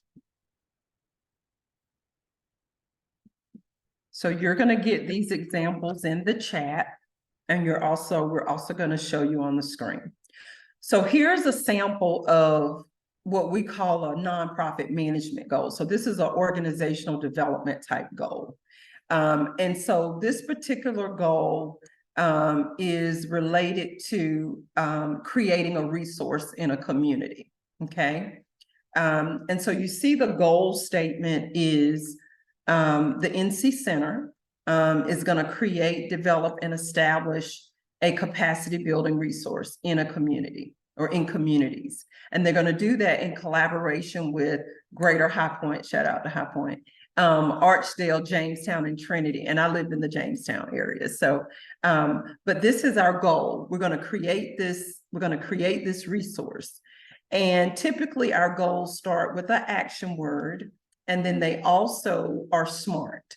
So they're very specific, they're measurable, they're attainable, they're realistic, and there's a time component to them. Our action steps to get there is the how. So the goal statement is what we're going to do. We're going to create a resource. The action steps is how we're going to get there. And the outcome statement is the why. And so for this particular goal, we want a management model for building capacity. And we want this management model to be a resource, and we want it permanent, and we want it to support nonprofit organizations. So this is our framework for creating the goal, the action steps, and the outcome statement. And you can see that it's framed using this template. Go to the sample program goal. So that's like a nonprofit management organizational goal for the center. Here is another goal for ABC, for Guilford County Resource and Referral Center nonprofit. They have a swimming program. And so the goal here, the what, is Swim for Life. That's the name of the program. It's going to teach school-age children how to swim. And it's going to do that by providing swimming lessons to students at a particular academy. And that is the what. The action steps, the how, are listed, how we're going to get there. But then the outcome statement is why we are going to do this. We're doing this because we want to report at least 75% of the students at the New England Academy that are participating in the Swim for Life program. We want 75% of those students to learn to swim within 6 months. And we also, the outcome is that they will pass a basic swimming proficiency test. And why are we doing this? We want to reduce the number of swimming related accidents. So you got a sample for the nonprofit and you got a sample for the for a program. This is in the chat, I do believe. It is in the chat, so you can access this. In your workbook, go to page 91. We want you to practice this. And notice on page 92, you have a list of action words that you can choose from. So we put that in there to kind of help with that. So I'm going to go silent and let you craft your own goal statement, action steps, and outcome statement. Now, here's something to think about while you're doing this. The goal is the what, the outcome is the why. So when you write the outcome, it should help us to see evidence of the goal having been completed or accomplished. So that's that. I think the team will get that for you, Beth. They're trying to access the sample in the, and I'm going to go quiet and let you work on page 91. Also, prior to 91, page 88 is a goal statement. Page 89 are action steps. Page 90 is the outcome statement. So you've got it in your workbook also. And then you have those two examples. So you're going to select a program goal, or you're going to select a organizational goal. And I'm just going to go quiet while we let you work on that. And this may not be perfect today, but we at least want you to have some notes there.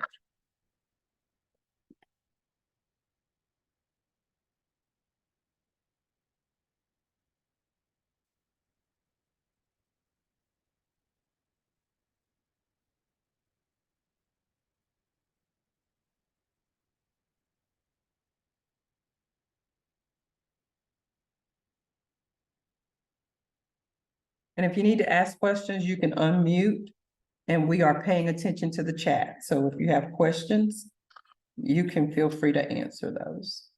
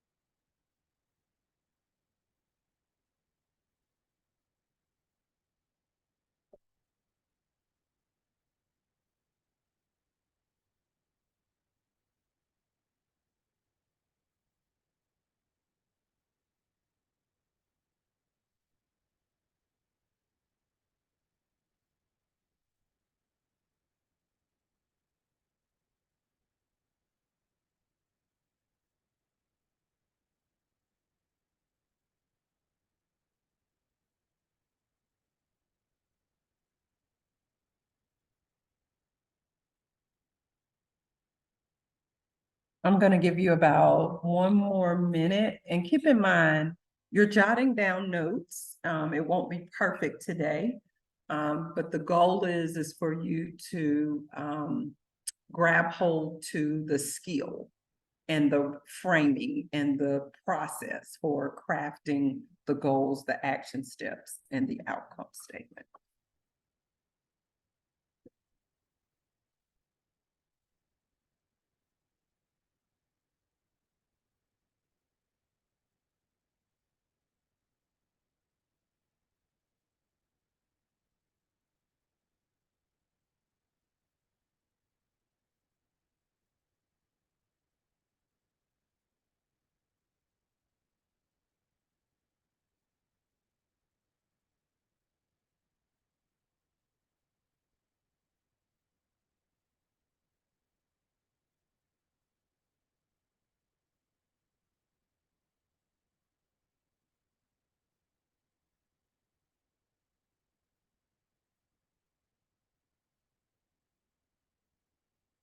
So what we want you to do now is we want you to take that example, that practice that you just completed, and we're gonna guide you through how to do a SWOT analysis. And we're gonna do the SWOT analysis using that example that you created, okay? We're gonna do the SWOT analysis using that example that you created.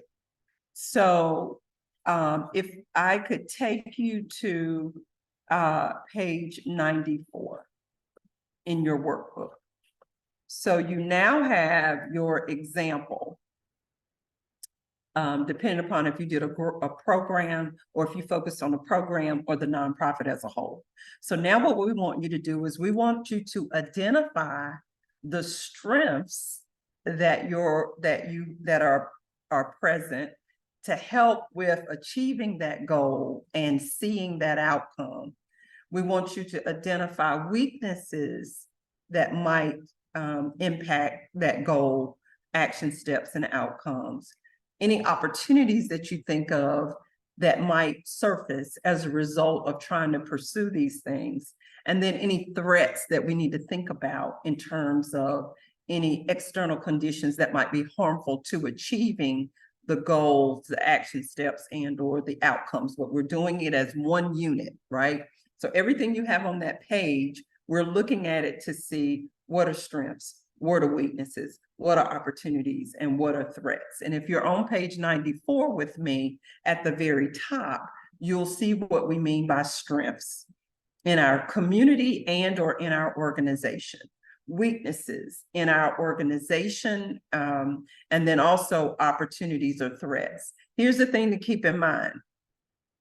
It is the nonprofit that is going to be pursuing this goal. It is the nonprofit that is going to be implementing these action steps. It is the nonprofit that is going to try to work to achieve outcome. So when we're doing the SWOT, we're trying to identify specifically for our organization what those three conditions are. So if you go to page 95, I want you to use this worksheet to help you kind of organize your thoughts with that. So again, you're looking at the goal, the action steps, and the outcome that you wrote. What are the strengths that exist? You're going to list those there. What weaknesses are present? You're going to list those there. What opportunities that we might see down the road as a result of achieving this? And what threats do we need to think about? So I'm going to go silent here for a couple of minutes and just kind of let you fill in those boxes with that information. And again, you're going back to the goal that you wrote with those action steps, with those outcome statements.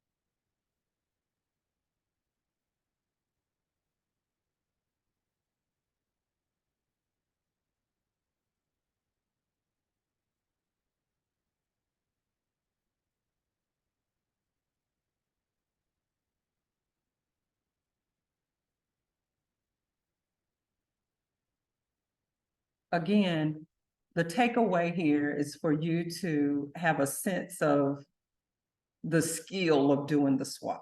Like, in essence, what does it really mean to do a SWOT? And we're having you to do this SWOT analysis using that goal and action steps and outcomes that you wrote. When we looked at Beth and Carrie's strategic plans, they each had 4 of those primary areas. And so we could do a SWOT. Hi, Amanda, I see your friend. What I meant to say was, hi, Amanda's friend. But at any rate, so we're going to, if we were looking at their 2 plans, the examples that were shared, they each had 4 goal areas. We could do a SWOT analysis for each of those goal areas.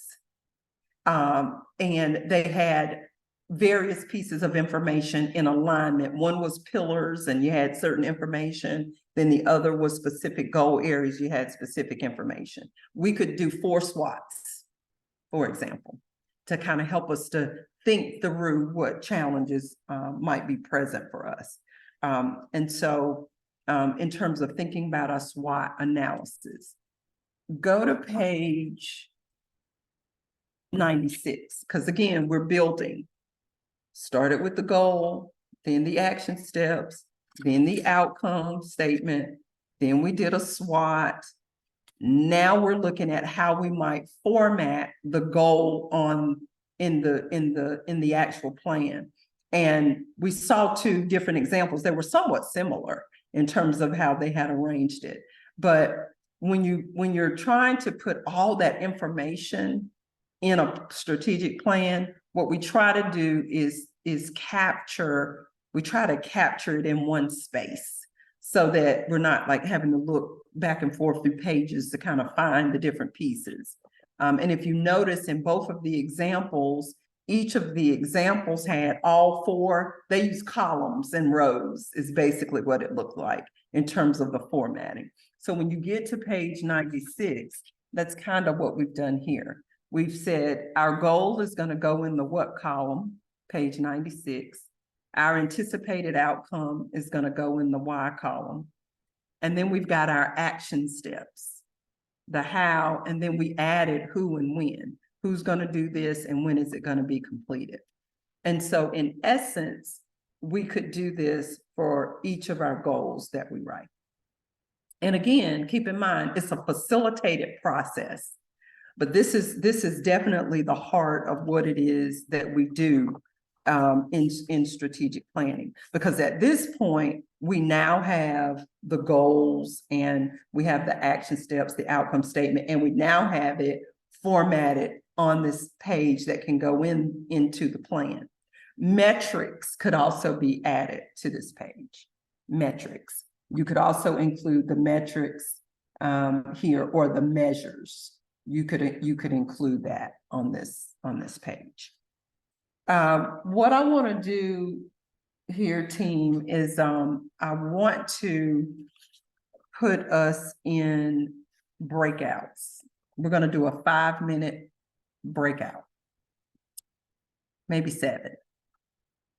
And what I want us to do is we have just worked through about 3 tasks within the process.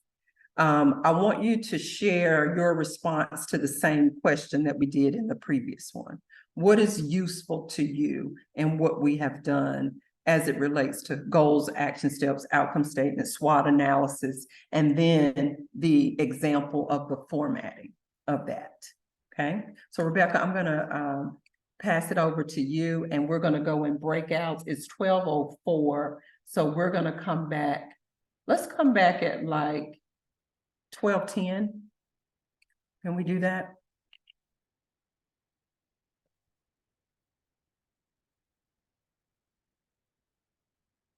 There we go. Okay, I'll open up all the rooms. We'll see you back here in about 6 minutes. Thank you.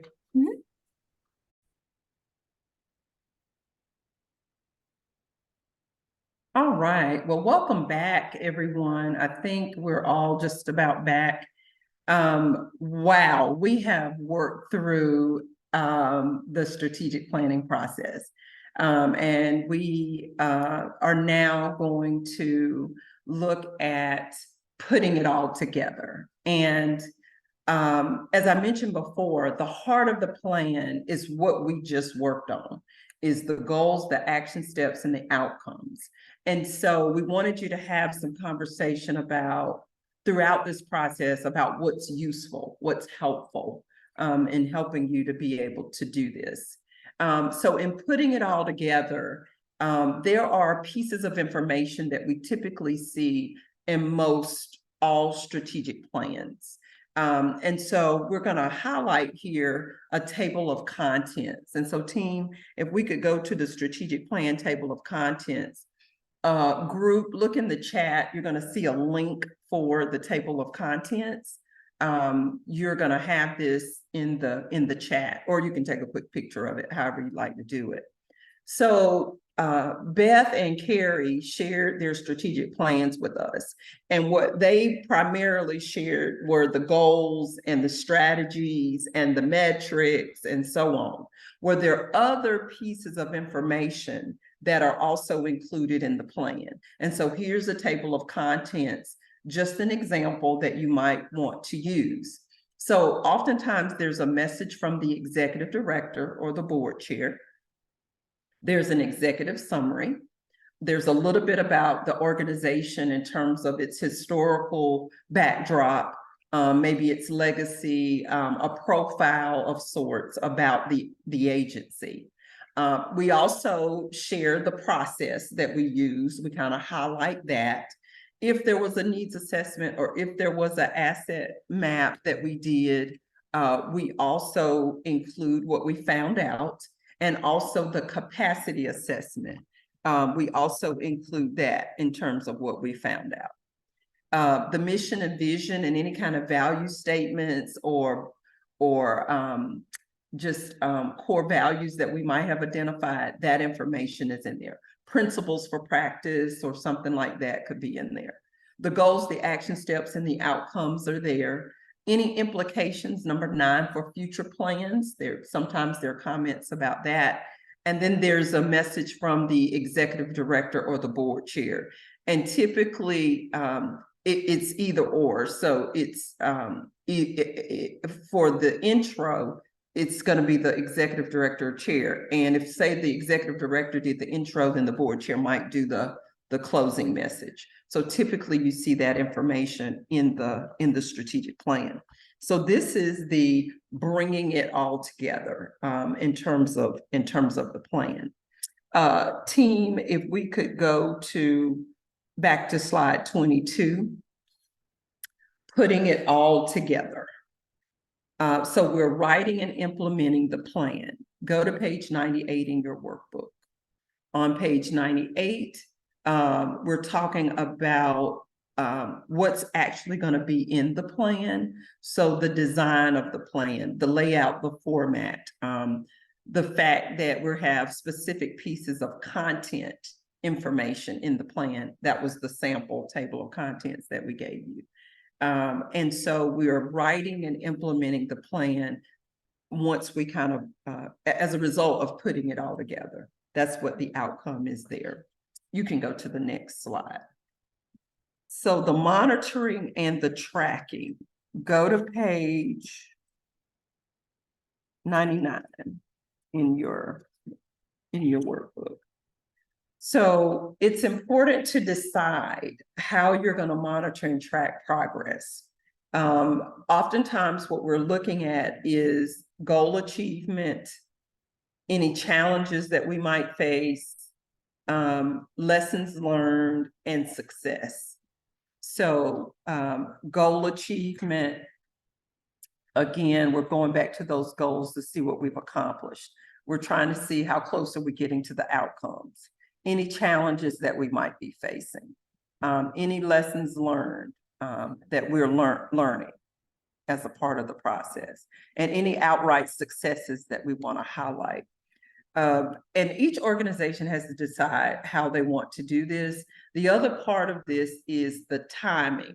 like, when will be your check-ins in terms of these? Is it every month at the board meeting? Is it every quarter? If it's a 3-year plan, you know, how often are you doing that check-in? How often is that happening? Monitoring, tracking, and you have to decide that. And then the next part is page 100, evaluating and revision. So it may be necessary if you have a 3-year plan. COVID taught us this. If you have a 3-year plan, it may be necessary to do this every year minimally to kind of see if there's anything you need to tweak or revise. And then you're doing a report out of that in some kind of a presentation. So you may want to think about that. The Strategic Planning Committee does not have to stay intact the entire time. You can bring them back together as you need to. But if you look at page 100, you'll see that we have the Strategic Planning Committee noted there as well. So that's important to think about. There was a message or a question in the chat team.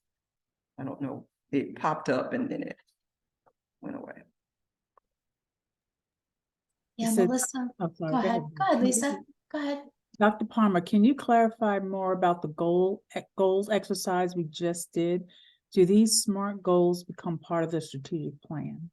Yes, so that's exactly what you did. The goals that you practice would be a goal that could go in the plan. As a matter of fact, go back in your workbook to that question. Go back to your workbook. Go back to page 96. Notice that question on page 96. Now I'm gonna have you flipping some pages. Go to page 88. When you look at page 88 and 96, that's the same goal. We put the example in there, broke it out, and then we put it in the template in a format to go in the plan. So yes, that particular goal could go in your plan. Is there any more questions in the chat? Can you point us in the workbook to where the outline of a typical strategic plan is? You had a table of contents somewhere in the slides and I'm not seeing it. It was not in your workbook. It was a link that was provided in the chat. So let's put that in there again, group. Let's put that table of contents, that link in the chat. There we go. Do you see it, Melissa?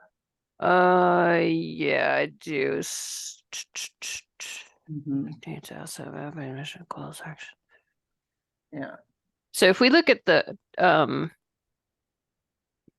item 7 and Mhm. item 8, those are basically the looking back to that terrific set of slides that Forsyth County Smart Start shared. Mhm. Those are like those core pillars, and Mhm. pillars slides are 7, and then if we went to the next slide, we'd see something like what are the goals to get there? Okay, thanks. Now I want to make sure I'm looking at, what's the name of the document that you're looking at with 7 and 8 on it? What's at the top? NPMI strategic plan.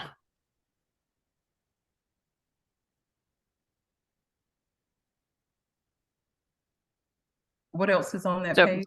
the title is called Strategic Plan Table of Contents. Oh, okay, okay, yeah. Yes. Okay. Yes, so if you were to look at their example, thank you, Leslie, I think that was you that popped that up there. Yes, if you were to look at their examples, their pillars, they're calling their pillars, those are goals. Those could be translated as goals. And here's the thing, Melissa, thank you for raising that question. The terminology that our organization uses may be different.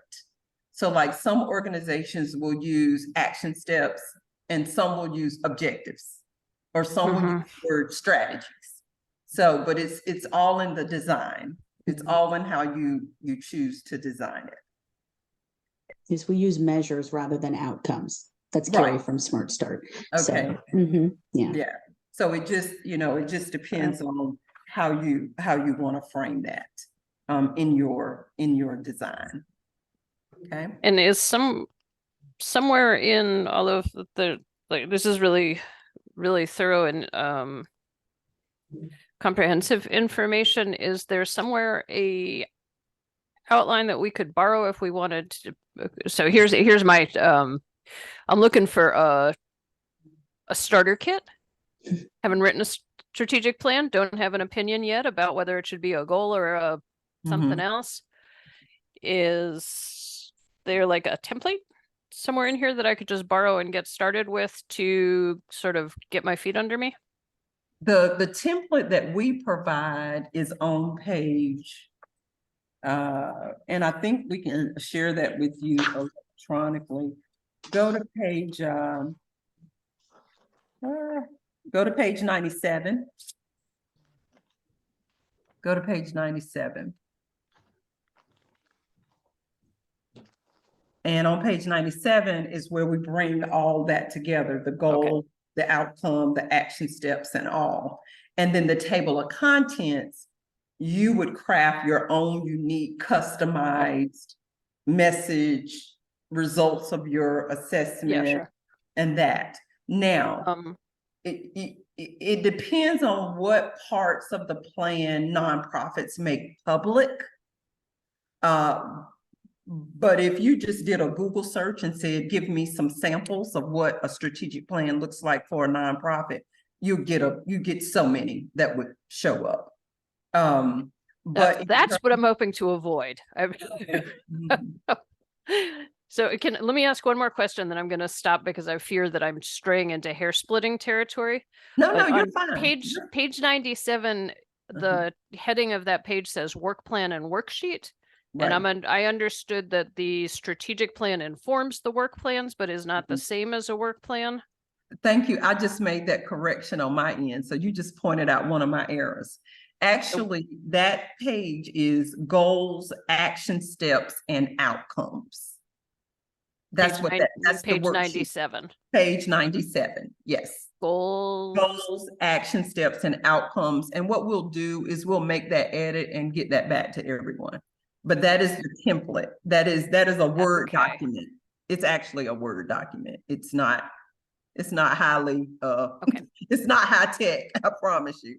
But to go back to your point about avoiding going out and looking for examples, there are so many examples. We would not be doing you a good service just to give you one. There are, when I say there are all sorts of ways that you can thesaurus what an action step is, or you can thesaurus. I think Carrie said their metrics or measures is really their outcomes. So there are so many different ways that you can create this.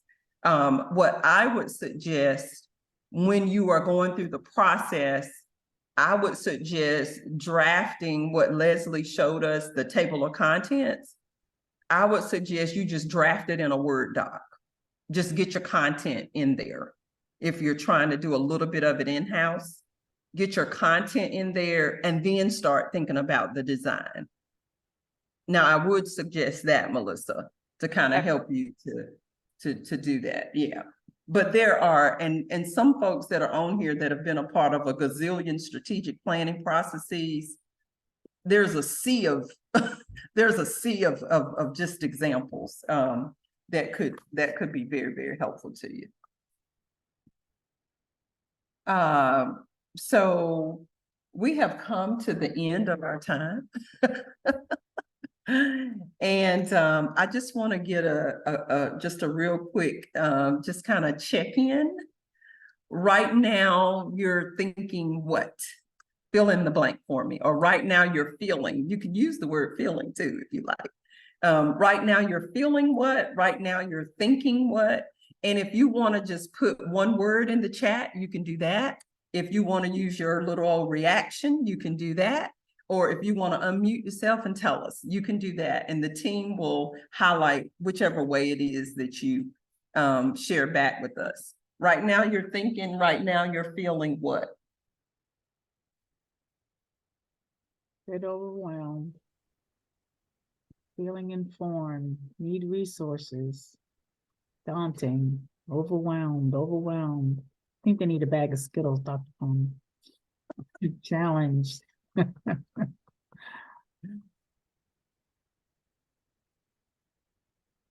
don't see any emojis up. Baby steps, take your time, develop a cadence, be patient, is my response to all of those. Design your own unique way forward. What works for one organization may not work for yours. So, just kind of pay attention to the persona of your board, for example, the culture in terms of your staff. What might work in one place may not necessarily work for you. Even terminology has different meaning, depending upon what county you're in or depending upon what community you're in. So look at it from the perspective of, these are the fundamentals. This is in essence what it is that we're trying to do, and then begin to kind of think about and brainstorm about, well, what might work for us that may not necessarily be appropriate somewhere else? What would make this different?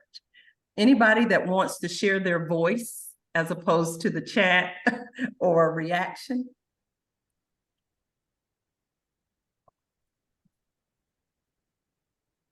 I mean, I put it in the chat, but I'm happy to speak to it.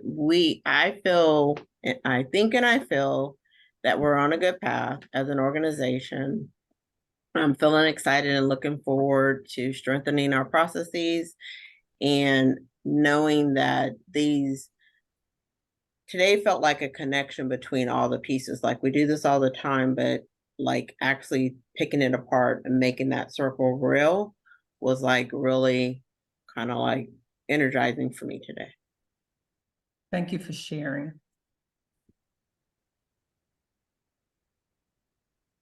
Anybody else? Well, hearing none, I think I'm passing it over to, is it Rebecca or Lisa that I'm passing it over to for our closing? If you want to, yeah. So, yep, here we are at the end. Again, as we've mentioned in our other sessions, please take time to complete the follow-up evaluations. They've been very helpful, and we are reading your responses, so thank you. And I believe Leslie just popped it in the chat for you again. Next week, we'll start fundraising and financial management, where we'll also have a guest speaker come on to speak to the topic of financial management in depth. And then we'll move on to human resources and graduation. And just as a reminder, as we get closer to the last session in graduation, you'll get some prompts from the team in reference to how to prep for graduation. We have some activities for you to do for that. Other than that, there are not any other questions or comments. The team usually hangs on afterwards, so if you have any questions that you want to ask us maybe alone, you can do that. Thank you, Rebecca. Again, we have our slide for NPMI member benefits. Here are some other resources that pertain to our conversation today. And as you can see, there's a template there, a strategic planning document template that you can click on. Maybe that will help us, Melissa, since that was in reference to your question. And again, if there are no other questions, I guess we'll see you guys next week. And if you have a private question, we'll be on for a few after the session. Thanks, guys. Thank you. Like Lisa said, we're going to hang out here for a few more minutes if you have some questions you'd like to ask.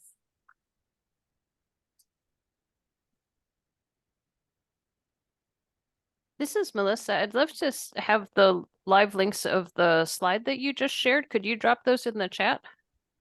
Or send the slide around, please? Do you mean the PowerPoint, the whole, which? You just shared a slide called NPMI member benefits, and it had links for a webinar and a template and some other stuff, but because it was just showing up as an image, I don't have access to those links. But if you could drop either the links in the chat or send around that PowerPoint so that I could click on them, that'd be great. Well, yeah, Melissa, 2 places that you'll find them in the wraparound. It'll direct you to go to our extranet, where you'll get that after today's session. This slideshow. Oh, what's a wraparound? Oh, it's an email we send out after we wrap up the session. Okay. Sorry, we use that terminology, but it's confusing. And it will have a link to our extranet where we store all of the session slide decks, so you can access it that way. And there's also in the handouts folder of that extranet that we link in the wraparound, you'll find a full sheet of all the member benefits that we provide based on the topic areas. Okay, so and let me in make sure I'm fact- following. It sounds like you're gonna, I should read the email that you send me, which I apparently haven't done yet. That's And okay. and you send it every week? Yes. Okay, so yeah. when you send me an email, I'm Whatever. gonna click through to there, and then that, if I follow enough links, I will get to this slide. Yeah. Okay. Yes, to keep you to hold you over till then, I just popped in the chat a PDF that lays out all the member benefits based on topic areas. Perfect. And the link should work in that. It's a PDF if you want to download that. Fantastic. I Yep. just clicked on that and the links work.